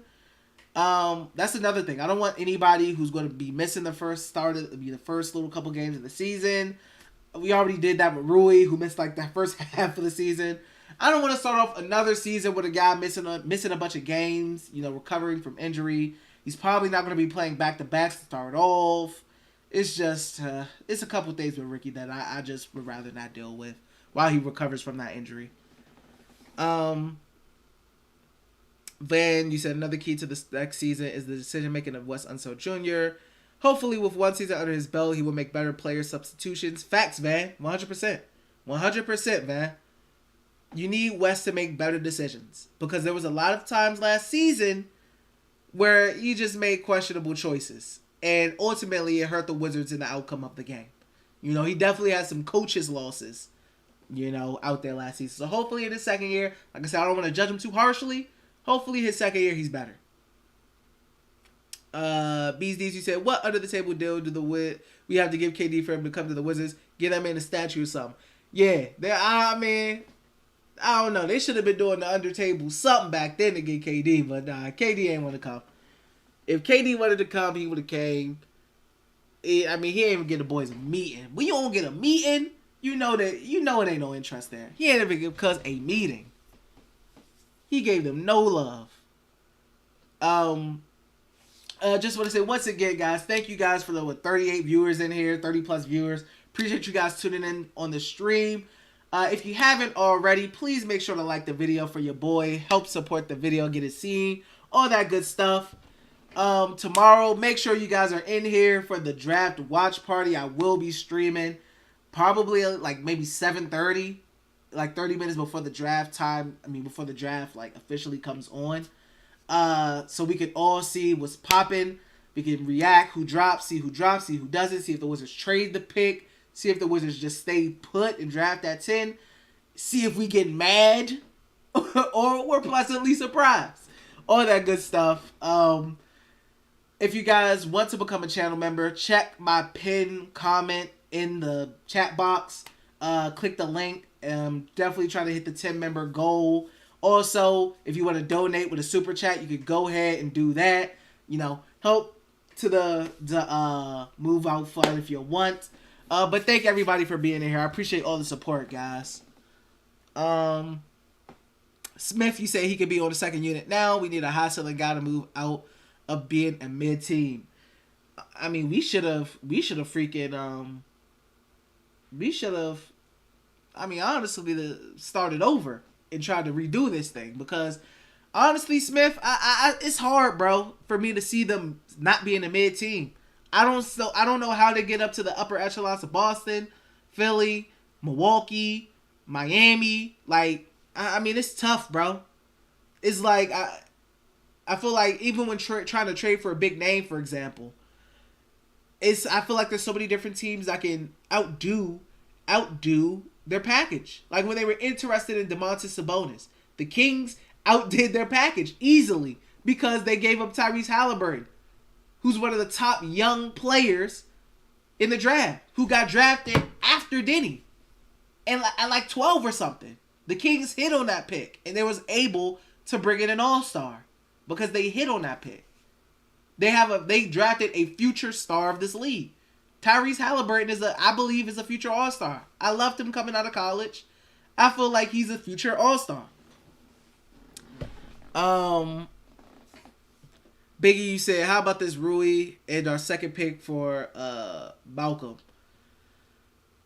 If I'm giving up Rui for anything involving Malcolm, I need the 6th pick back from the Pacers. I need them to give me the 6th pick back. Like, I'll do something like, I don't know if this will work. Let me see. Let me put it in this. Let me put it in a little trade thingy. Pacers. Let's see.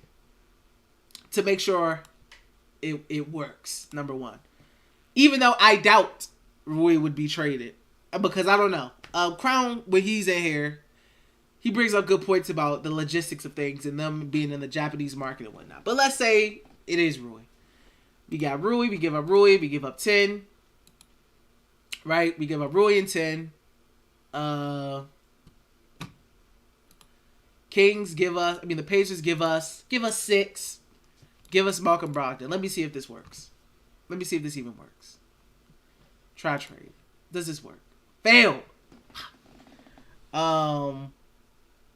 Wizards can't complete a trade like that. They can't give up Rui in a first for Malcolm. I don't know what will have to be involved in this. I don't know what other things will have to be involved in that. But I want 6. I need 6 from them dudes.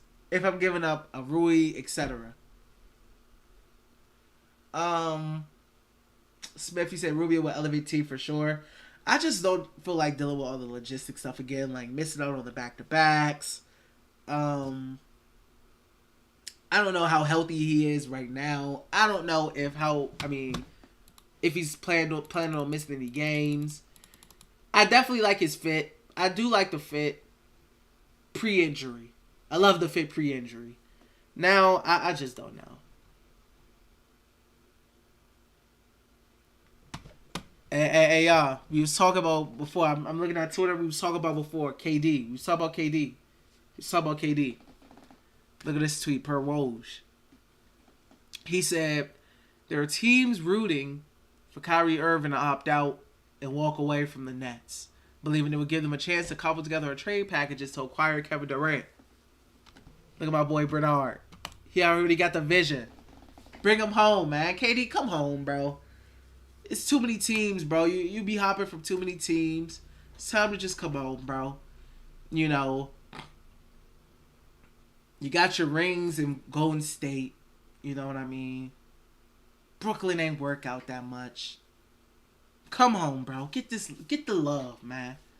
You already, did stuff for the community here. You are a guy. You are a guy, bro. PG County. You know what I'm saying? Montrose. Etc. You are a guy, bro. Come on home. Come on, Kevin.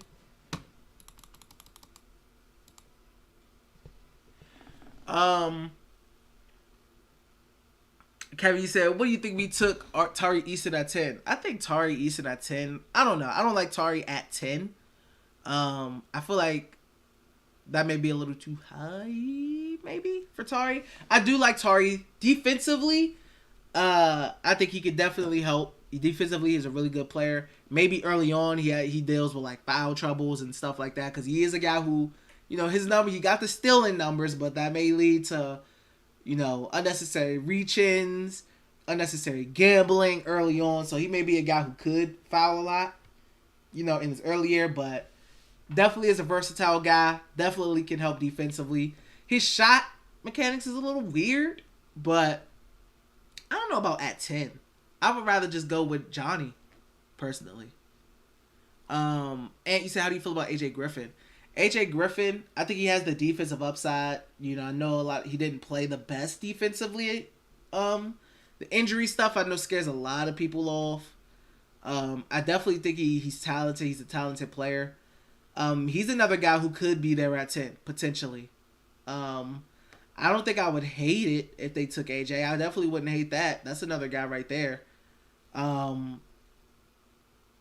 I think a lot of people are worried about the injury stuff with him.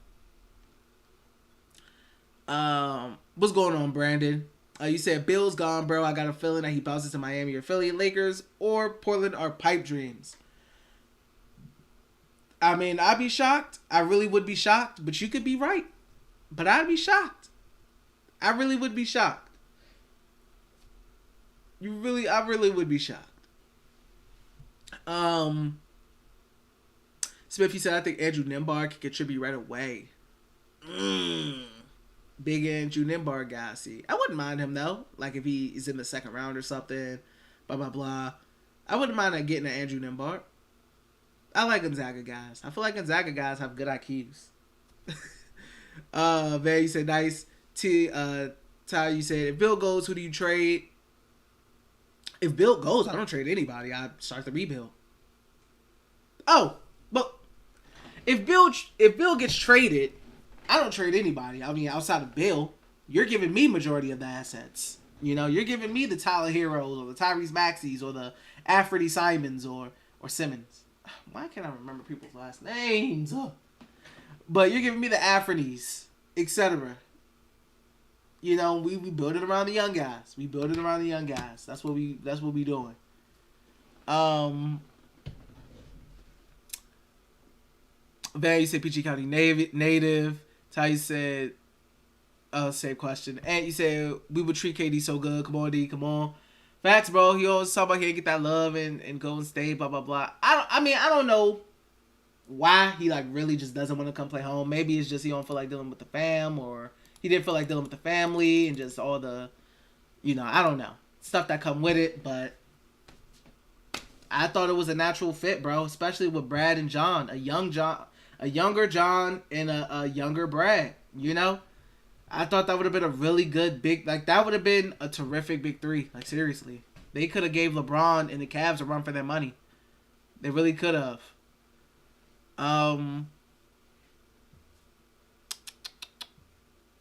Spiffy said we have to hit. You said it. Forget the high floor, low ceiling guy swing for the fences. Yeah. I mean, you got to take the. If you're not going to rebuild and start it over, you got to do what you got to do and do to the best of your abilities to try to build something, man. To try to build something. Competitive, because it's a struggle right now. You know, you couldn't build something competitive before you signed Brad to a max, and now you expect to build something really competitive after you sign Brad to the max in a situation where your cap is already tough, in a tough spot. So, I don't know, man. That's tough. It'll be tough for them. Sam, you said, who do you think we're getting at point guard most likely? Right now, I think Malcolm Brogdon is in the lead. You know, Sinatra, I know that may make you happy. But I think Malcolm Brogdon is definitely the most realistic option right now.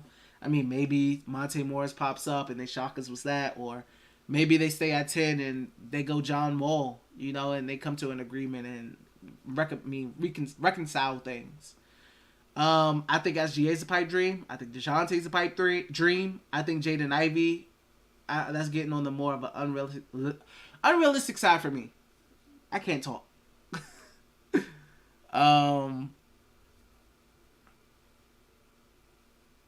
Biggie, you said, what about Goran Dragic or Rajon Rondo or Austin Rivers?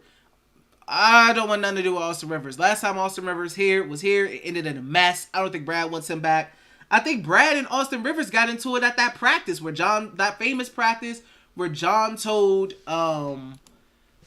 Scott to shut the F up. Bradley Beal and Austin Rivers don't like each other. I'm pretty sure of that. Let's see. Yeah, here we go. Right here. This famous practice where John was like, shut the F up, Scott. Shut the F up, Scott. Shut up. And Brad was like, it starts at the top. I've been dealing with it for 7 years. About to be dealing with it for like 20 more years. I don't know if that's on this max. Then it was like, yeah. Bill looked over it after he said he looked at Ernie Grunfeld. He looked at Ernie Grunfeld after an argument with teammate Austin Rivers. Yeah, like, I know they had like a rivalry going on back in their high school days or something like that. But yeah, he got into it with Austin Rivers. I don't think he banged with Austin Rivers like that. So that's deaded. Rajon Rondo is only playing for a championship contender. Goran Dragic is only playing for a championship contender. I mean, the man didn't even play for the Raptors, who was a decent team. He ain't playing for no Wizards. Big J said, yeah, B More in here. Salute. What's going on? Shout out to the B Mores, you know. As they say, the dummies, the stupids, the twos, the U's. Biggie, you said they're free agents. Bees knees. You said, can Bill even land in Philly? At this point, we aren't taking Tobias, so who is? And can they dump him without getting more trash contracts? I don't want Tobias. Give me Tyrese Maxey. Shoot, if you want to, give me Matisse Thybulle in there. Man, give me both them young dudes, bro. But definitely give me definitely give me Tyrese. That's a start. That's the start.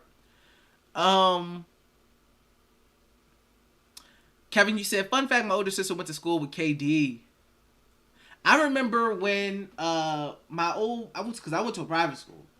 We went to Montrose, got smacked up. I was so surprised at how like banged up Montrose looked. They had a big old picture, like going to the gym. They had a big picture like KD. They had one of Grievous Vasquez. If you guys remember him from Merlin, played in the league a couple years too. Was like real big at Merlin. But both with the Montrose, etc. But I was surprised at how like dingy the gym and everything. Like, I'm not surprised they closed down. I'm not surprised Montrose shut down. But I know KD went to a couple other schools too. Barry said, LOL. Merle, you said Tyus Jones. Sam, you said, who would you trade first? Kuz, Rui, or who'd you trade first? Kuz, Rui, or Denny? Probably Kuz, because he has the most value out of all of those names that you just listed. So probably Kuzma first. If I'm really trying to bring in somebody, Kuzma probably has the most value out of all of those guys. So I'm definitely probably, trading him first because he has the most value out of the three. And he said, Kevin, call it right now, bro. Tell her to get us KD ASAP. Yeah, Kevin, you got to do some recruiting, big bro. You got to do some recruiting, man. Crowd, you said, look at the tweet I just sent you. It's about what if KD joined the Wizards.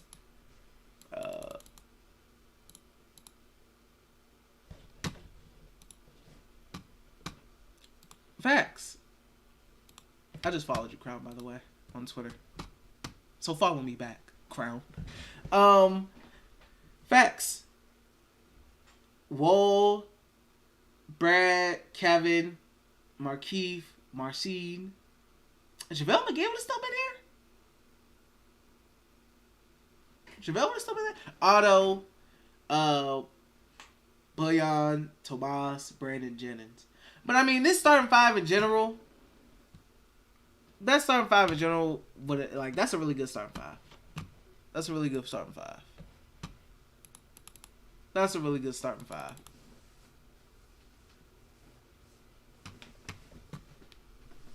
What am I looking at? JR, you said if Bill leaves, Tommy needs to be creative and send him to Miami, where Hero and Kuzma for the 4th pick going back to the Wizards. We start the process to build around Ivy.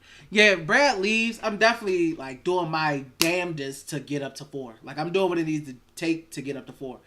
You know, I'm getting that asset, that main asset in the trade for Brad, and then I'm like, hey Kings, what you need, brother? What you need? Let me get 4. Let me get 4. Let me get 4, and build around Jaden. Build around Jaden. Big, you said, what about Dennis Schroeder? Would he fit? Dennis is interesting. A lot of people haven't brought up Dennis. I don't know if he'd be looking to go to a contender. I feel like he's one of those guys that's been in the league for a while now that may be looking to go to a contender. I don't know if the Wizards will be on his radar. I don't know if the Wizards are in the position that he wants to be in as far as competing. I feel like guys in Dennis Schroeder's position right now are just looking to compete. Troy, you said, what's going on, Troy? So how do you feel about D'Angelo Russell?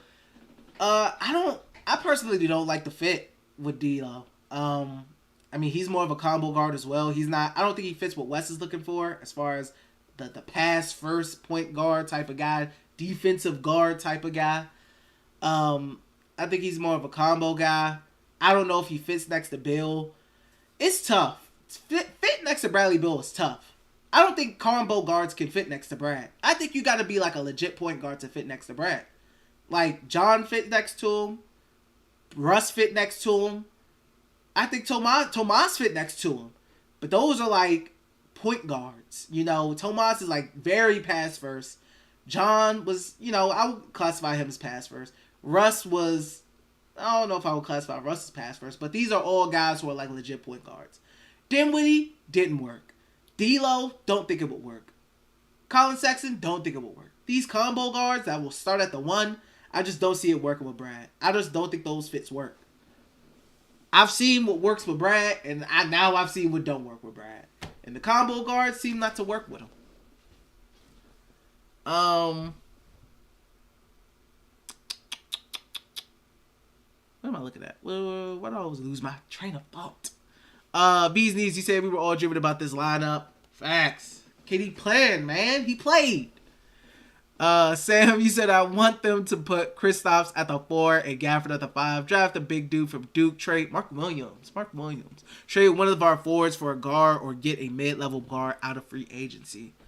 I don't know if they want Gaff at the 5. I prefer Gaff off the bench because Gaff, when he plays the Joel Embiids, when he plays the Nikola Jokic's, when he plays the Yusuf Nurkic's of the world, the big hefty bigs, he gets into foul trouble quick. I like him off the bench more. I like him off the bench. But I understand why you may like Porzingis more at the 4. But I think the Wiz like Gaff more off the bench. I think I do too. But Mark Williams, the dude from Duke, they did have a private workout with him or something like that. So, I mean, you may have something there, Sam. You may be on to something, possibly. Smith, you said Bill used to bust Rivers as a high school 100% of rivalry between them. Yeah, and like I said, then they got into it at practice.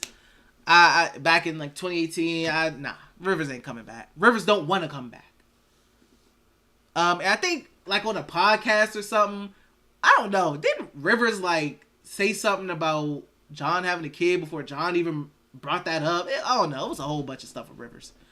Kevin, you said might have to pull some strings, but I will see what I could do. Yeah, man.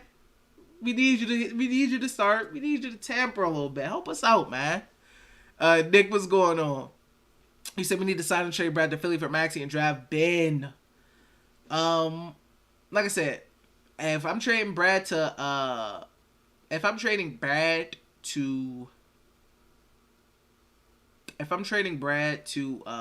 what's his face, to Philly, Tyrese Maxey's definitely the guy I'm starting the trade around.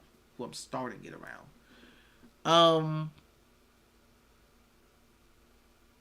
If Dennis Schroeder could make it in, we need to sign and trade.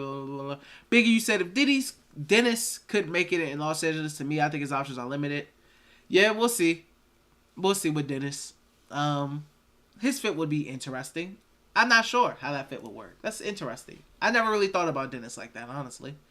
Nick, you said it excites me for Kristaps and Beal, but the best thing to do is trade Brad for a young guard like Maxey, Hero, Hallie, Bones. Bones Highland, he's tough. Bones out of Denver is tough. But yeah, like a guy like Tyrese Maxey, Tyler Hero, who I'm like, I'm on Tyler. But like a Tyler Hero, Halliburton type of guy. Even though the Pacers aren't trading Halliburton. They just traded for him. But yeah, guys like that. Bobovin, you said really happy for the Warriors / your fans and stuff, but it pains me we could have gotten Poole Wiggins for Bill. I would have loved to have Jordan Poole on this team, man. He would have been hooping. He would have been hooping. I mean, hey, it is what it is, bro. They want to give Brad that max. They ain't want to lose him. They ain't want to lose a homegrown talent. I get it. I get it, Ted. Biggie, you said Dennis failed in a few places. I think the Wizards would be a fit because he wouldn't have that much of a load on the shoulders. Like I said, I mean, if a report ever pops up saying that they're interested in Dennis, I mean, I wouldn't be surprised, but so far, I ain't never ever seen you act like this before. You getting buckets. How you feel? Bobovin, thank you for another 3. I appreciate you. Second donation of the stream. My guy. Thank you for the 3. You said your fave / ideal package for Bill if you were GM. My fave out of the teams that are interested. Let me see.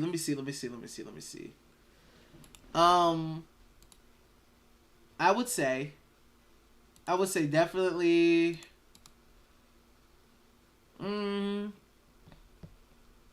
I would say this is tough. Who would I want him to go with? 2. I don't think the Wizards will want him in the East. Number 1, I don't think the Wizards will want him in the East.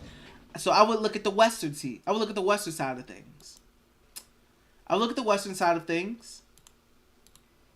Let's say maybe Denver. Let's say Bones Highland, right? I like Bones. Let's say I used to really like Michael Porter Jr., but then the injury stuff, which really sucks. But I don't know about Denver. I would probably say Miami. I don't know. I just don't know if the Wizards would want to trade him in the East, though. I don't know if the Wizards would want to trade him in the East. I would definitely say, though, something like, I would probably say maybe Philly. Give me Tyrese Maxey or something like that. Matter of fact, let's do this real quick. Let's look at Bradley Beal trade packages and see if we find something. Let's see if we find something that isn't completely trash. To the 7 to the Brooklyn Nets. What do the Brooklyn Nets have? I want to look at some Bradley Beal trade packages. So I'm glad you brought that up. Let's see. They say to Brooklyn, which I doubt. Said Bones a sleeper. I love Bones. I really do. Jay, you said Gav needs to know he got 6 fouls. I want Williams with the 10. He locks everything down. Then KP and Gav can play 4 and 5. So many options. Kuz be a big 3. Crazy lineups. So you're a Mark Williams guy. Nick, yeah, you said Bones a sleeper facts. A sleeper wizard. Nick, you said Nuggets don't need Bones with Jamal coming back. Tommy, do your thing. Sam, you said we could have got Poole or others, but we also need to learn how to build our young guys up. Kispert had the best rookie season to be out of our last couple lottery picks. I agree. Corey Kispert broke Bradley Beal's rookie 3-point record, man. He had a really good season. Sam, you said, what's going on with Todd? I mean, he's just not ready. He's a G League guy. He's not ready right now. I don't know if he'll ever be ready. Kevin, you said, how about we get Jamal Murray from Denver? I don't know if they want to give up Jamal though. I don't think they'd be willing to give him up. Bees Knees, you said, isn't Ivy? I mean, maybe for Brad. I don't know. I'm not sure. Bees Knees, you said, isn't Ivy a combo guard? Should be concerned about his fit next to Bill. I haven't turned into college basketball much this year. I mean, yeah, I get the fit because you can look at it and say like, he's not a natural one. Like he's not a natural point guard. He's more of a combo guard, like I was just saying about like other guys. He's a combo guard. So I get the fit thing, but I mean I think you make it work. I think you can make it work with Jaden. Definitely will be some growing pains though, I feel like. About Boba Vin, you said I would want something around Poole or Maxey. Yeah, like those are two guys of that caliber of youth and that caliber of skill.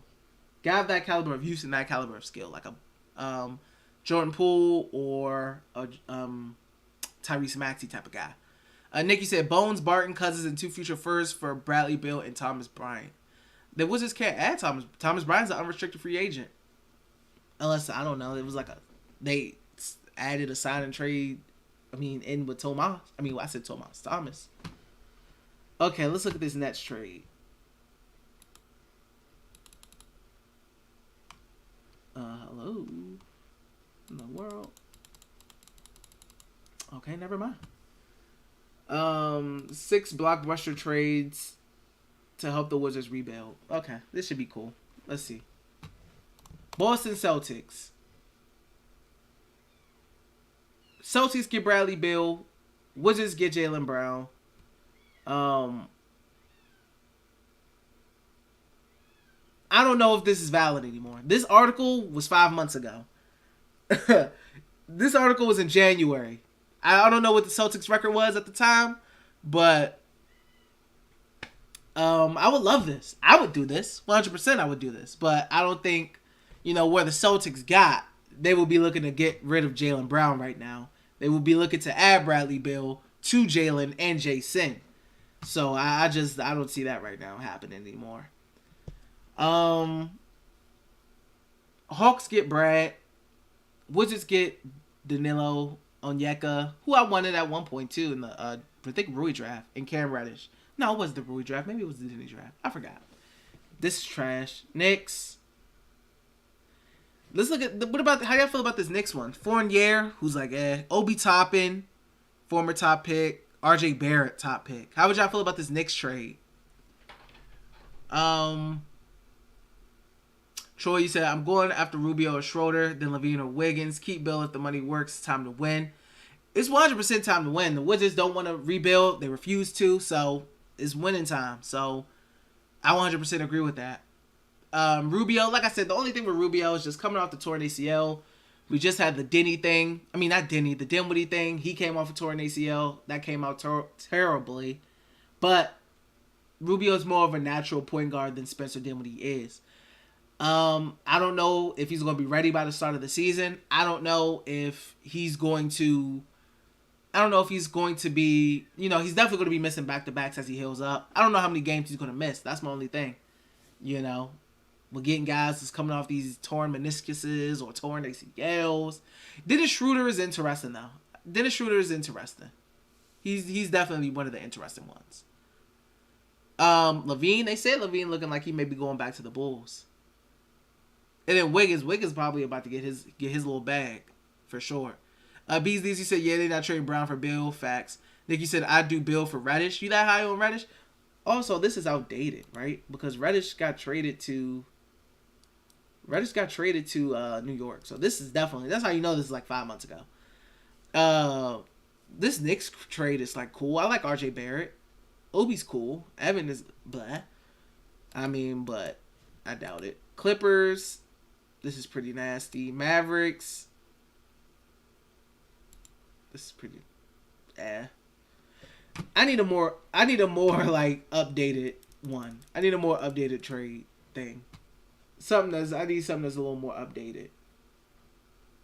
Honestly. Oh yeah, because that was before All-Star break. January, that's before All-Star break. Bobby V said I like RJ. Beasley said I don't want that Knicks trade at all. I'm sorry. Bobby V said, but maybe not enough with just Obi and Avin. Nick. You said when Toppin was the number one option at the end of the year, he averaged like 30 for the last 7 games. Yeah, but you could say that was a lot of high scoring on a losing squad. Could say that. Biggie said that's a negative of the New York Knicks. BJ said I don't think there's such a thing as natural PGs anymore. Most of the top guards at the position are score first mentality combo guards. I also pass Steph, Dame, Trey, Ja, etc. I mean that's true. That's also true. Oh yeah, that's true. Which is why I wouldn't mind Jaden. I get what you're saying though. Definitely OBJ. That's facts. That's a really good point. That's facts. That's definitely facts. Crowley said I said an All Wizards team tweet. But I'm gonna check that out for you. BZs, you say you make a good point, OBJ. Yeah, he definitely just spoke facts right there. Question. Because before I get out of here,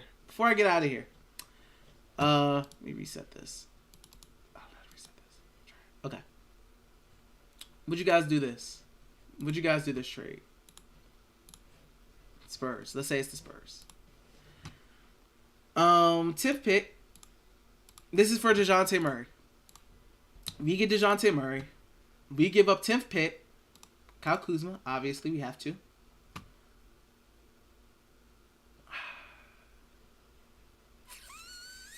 Don't know who I want to give up here. Who should I give up in this trade? Denny or Rui? Who should I give up in this trade? Denny or Rui? Who should I give up in this trade? You said Nick top 3 mock for me is Paolo, Chat, Jabari. I think Jabari may go 1, Nick. I don't know who to give up. Rui or Denny?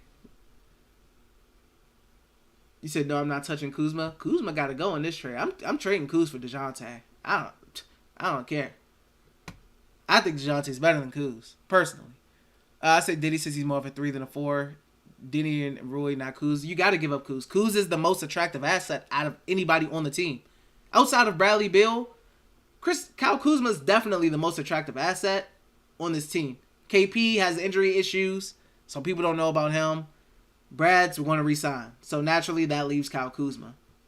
Y'all say Denny or Rui. Okay, you said Said B said put Rui in there. Bobby said put Diddy since he's more of a 3 than a 4. Diddy is the Spurs' future point guard. Okay, yeah. Since I'm giving up Kuz, who's a 4. Yeah, like you said, I'll give up Diddy, because Rui, we'll still have someone there for that 4 position. I'll give up Diddy. Okay. Base right now. We have DeJounte in the 10th. We have DeJounte, Murray. And we're giving up, so far, the 10th pick, Kyle Kuzma, and Denny. So far. First of all, let's see if this trade works. This basic trade. This is a successful trade.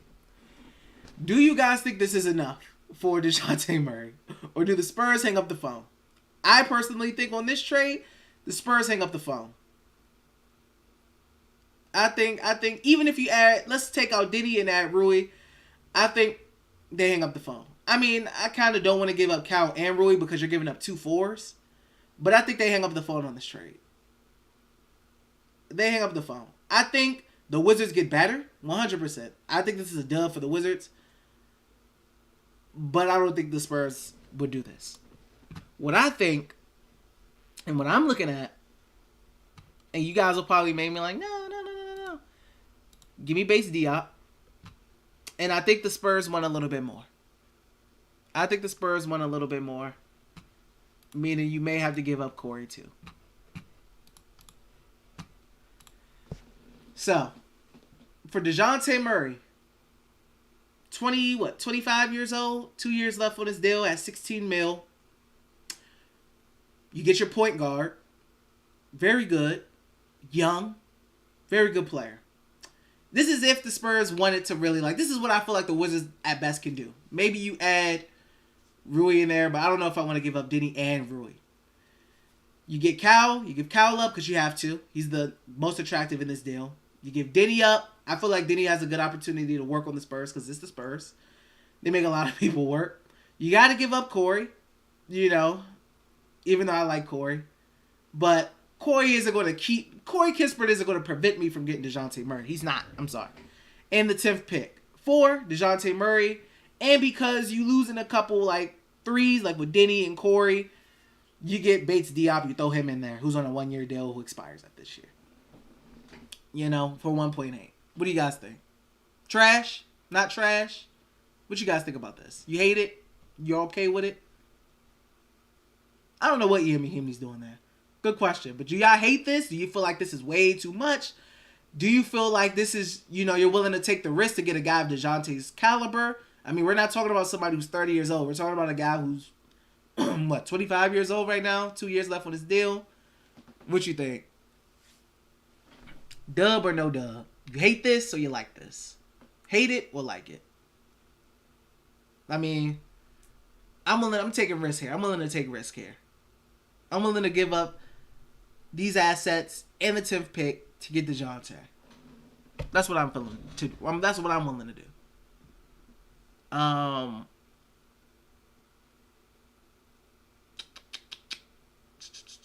He says, "No, man. I low-key feel like we have to add another pick, to be honest." Crown, he said, "Paul will turn Diddy into the next Kawhi Leonard." Baba he said, "No, unless they think Kuzma on the Lakers ring and not AD's has brought." Nick, Wizards lose their shooting. Wizards barely even got shooting now. They barely even got shooting now.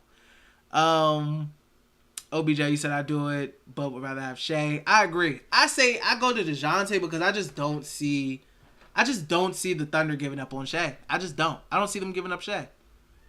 I don't know. Bobby, you said I'm doing this. Kevin, you said maybe Tommy does a surprise trade and gets 3 from Houston to take. I doubt it. I doubt that. Nick, you said if we trade our best player last season, Kuzma, I'm done with the Wizards.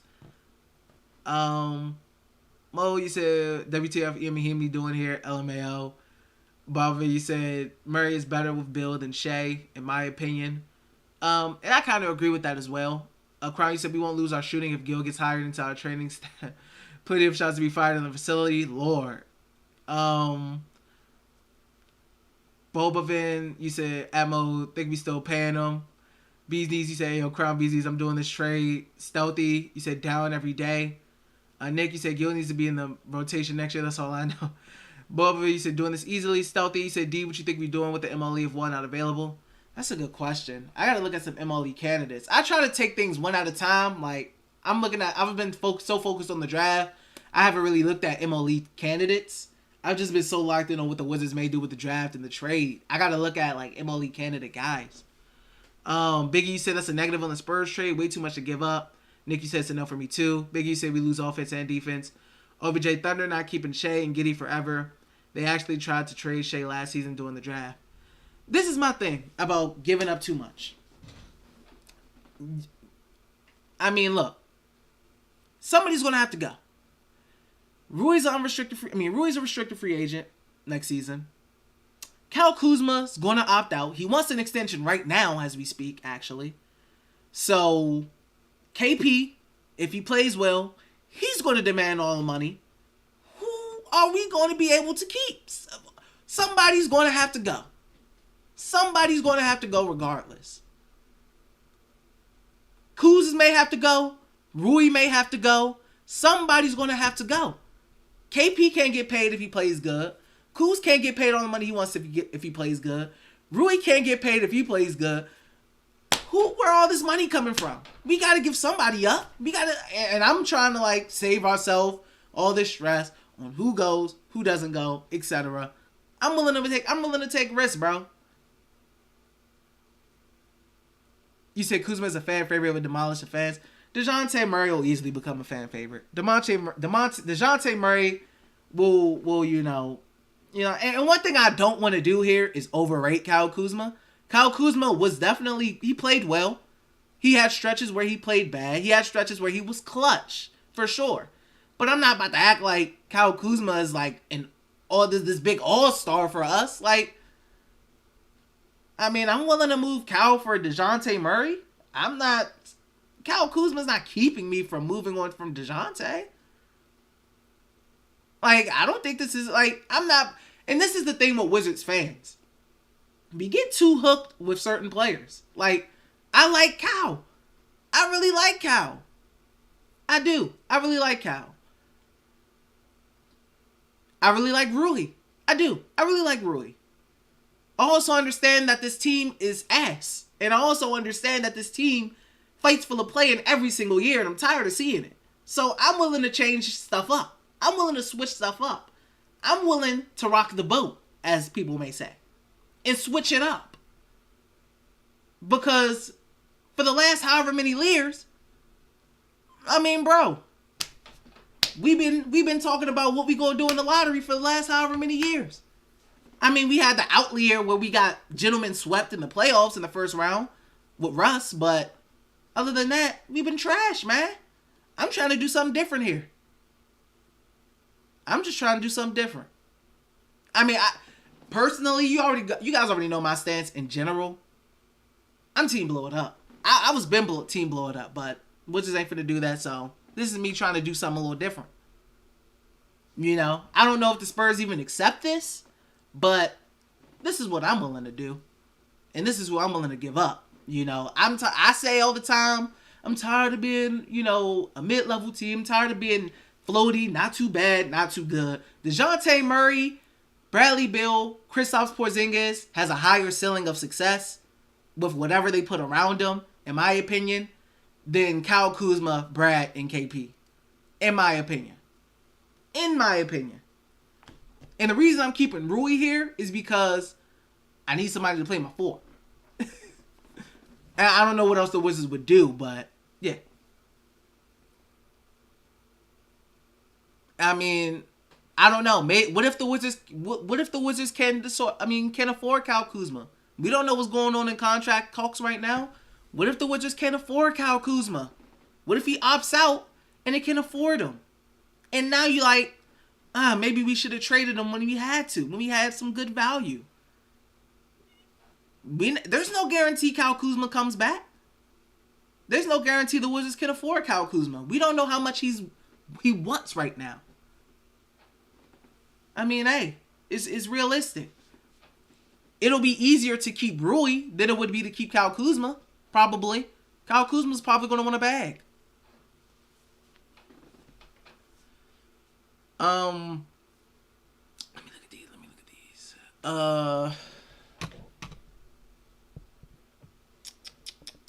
A Stealthy said, with our luck, we're going to get Troy Brown Jr. at 2.0 at 10, so I said do the trade.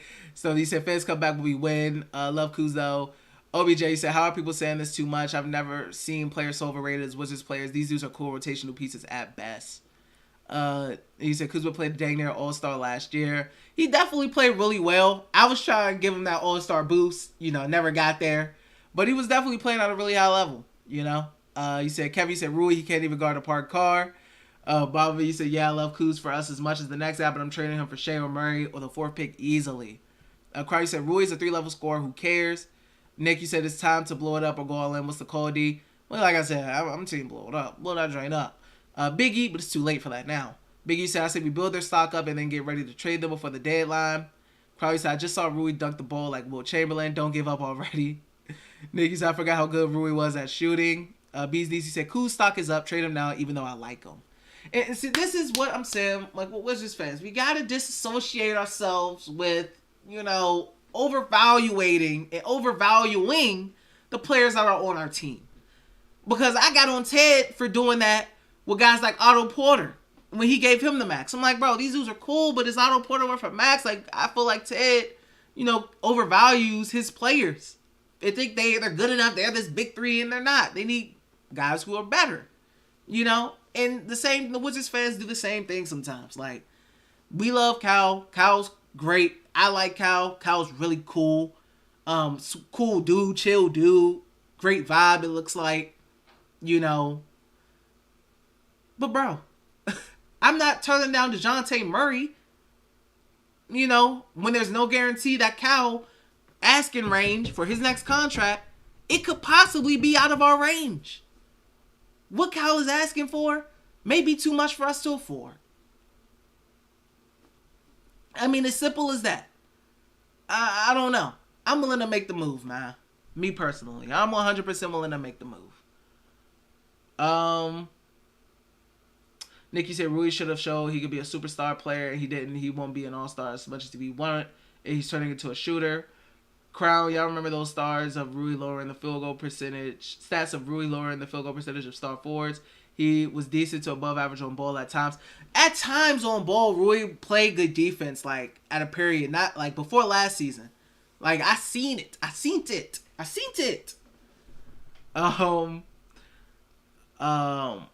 Nicky said Kuzma wants to be here very bad. He's going to sign back. I mean, it's possible, Nick. You can 100% be right. You can 100% be right. But business is business, man. Business is business. Money come first. Money talks. I can like being somewhere, but if somebody offering me, you know, a little more cheddar, I may go there. Money talks. Money talks, Nick. It's rare you get a you know, a little nice discount because they like being there. Money talks, bro. Bag is first. Bag comes number one, I'm pretty sure. Biggie, you said I'm not ready to pull the trigger just yet. Kind of want to see what all three could do when healthy. Kuzma and KP. I mean, I get that. I definitely get that. Nick said Kuzma is our future. Nick is crazy. He going crazy right now. OBJ, you said Kuz played his best with high usage while Bill was out. That's going to change with Bill playing. Also agree with that. When Brad was out, Cal's usage went up. Definitely played better with the ball in his hands. The ball is going to be out of his hands way less with KP and Brad on the court at the same time because the pecking order is going to be Bradley Beal / Kristaps Porzingis. Then Cal, you know, you can do your thing. I don't even know who plays PG. So if it's Malcolm Brogdon will probably have his hands on the ball a little bit more. So I don't even know how that will turn out. You know, Cal's usage is probably definitely going to go down some. Nick, you said no point in trading for number 4. Ben has a higher ceiling than Ivy. Woo! And I love Benedict. I don't know if I'm ready to say that yet. Stealthy said, especially with KP in the rotation, numbers going to look like when he was behind Braun and AD. But that's very possible. What's going on, Locke? You said, was good he just got on my break. What's going on with you? Beasleys, you said, DeJounte Murray is that nice. I'm swinging for a guard like him. That's what I'm telling you. And I like his fit with Brad. I like his age. I mean, the contract stuff you're going to have to deal with when that time comes. He got 2 more years. I just like his fit, you know. We ain't going to be complaining when he dropping 20, 10, and 11. We ain't going to be complaining then when he dropping 20, 10, and 11 for us. Or 25, 13, and 12. Rock, you said Rui gave Giannis some trouble last year. OBJ, you said there's no way in hell Mathurin is higher ceiling than Ivy. Stop that nonsense.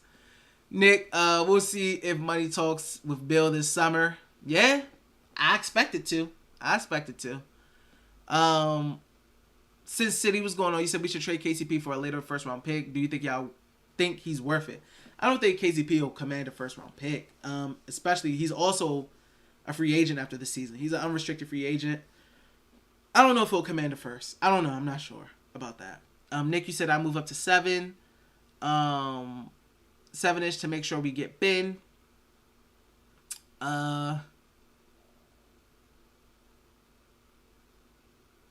Sin City said I'm starting my 2K Wiz rebuild tomorrow after the draft. Hey man, go for it. Moving up to 7 is that's why I said, Nick, and Nick, you bring up a point. That's why I said if we're trading for Malcolm Brogdon, right? I'm trying everything in my power to get that 6th pick from Indiana. From Indiana. I'm trying my best to try to get some kind of way to maneuver or whatever to, you know, give up the 10th pick, etc. But also maybe you have to add a player, you know, in exchange to swap. You know, you go from 10 to 6 and get Malcolm, and the Pacers get a young guy maybe in the 10th pick, and the Wizards jump up to 6 And now you're in Benedict Mathurin range. Or Dyson Daniels range. Whoever they prefer. Who they like more. Nick, you said KCP is low-key nice, man. Not gonna lie. KCP is he definitely had some games towards the end of last season too, where he was just really hot. Like you said, KCP probably untouchable as long as we have Brad. Yeah, that's a KCP Brad boy. That's his boy. So he would definitely have to A-OK that. Bees Nick, you said facts already started my 2K rebuild with Ivy. Oh, y'all getting busy in the trenches. Okay. So I say all in favor for the Spurs trade. I'm down with it. I'm down for it. Personally.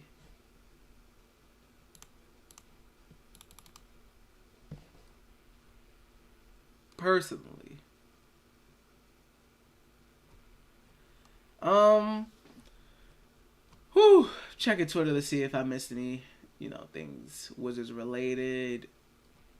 Not looking like I have. But how long have I been on here, guys? I've been on here for about 2 hours, almost an hour, 2 hours and a half. 2.5 hours, my lord. What am I talking about? What's going on, Champ? What's going on, Champ? Good to see ya. Nigga said, if we trade for Brogdon, I won't be happy. Welcome to the family. Welcome to the crib, man. Welcome to the party. Nuki said KCP plays like he's always about to lose the ball. Facts. That's why I don't like when he dribble too much. I just know he about to do something crazy with it and turn it over or something. But guys, that's probably gonna do it for me today. Tomorrow is draft day, ladies and gentlemen. Yes, sir. Let's go. No more talking about what we think is going to happen. No more talking about what we want to happen. We going to know what's going to happen. We going to know what's about to happen. So make sure y'all in here tomorrow, man. I would love to see all my peoples in here. Thank you guys for tuning in today. Lit stream today. Thank you for all the support. Let me shout everybody out. Marlo, thank you for the $5 super chat, my boy. Bobovit, thank you for the $3 super chat. You gave me two $3 super chats, so thank you for the 6 in total today. I appreciate you. My boy Jay, repping B More, became a member. Thank you for the membership. Francisco, thank you for the $4.99 super chat, my boy. Sinatra, appreciate the sub. Coming in here, giving the pro Malcolm Brogdon propaganda. I love seeing guys, who go against the norm. Pro Malcolm. I respect that. My boy Sinatra. Like I said, and again, Boban, said Boban. Baba, thank you for the 3. I appreciate all you guys. So yeah, of course, as always, guys, I'll be here tomorrow. Make sure you guys are in here. Love all you guys. Thank you guys for being in here. We gonna be in here tomorrow, baby. I don't know if I'll stream twice a day, 1 in the morning, 1 during the draft. We'll see. But I'm gonna be here, so I hope y'all here, guys. But thanks for tuning in. I appreciate all y'all. I'm gonna see y'all next time, man. Peace out, y'all. Have a good day.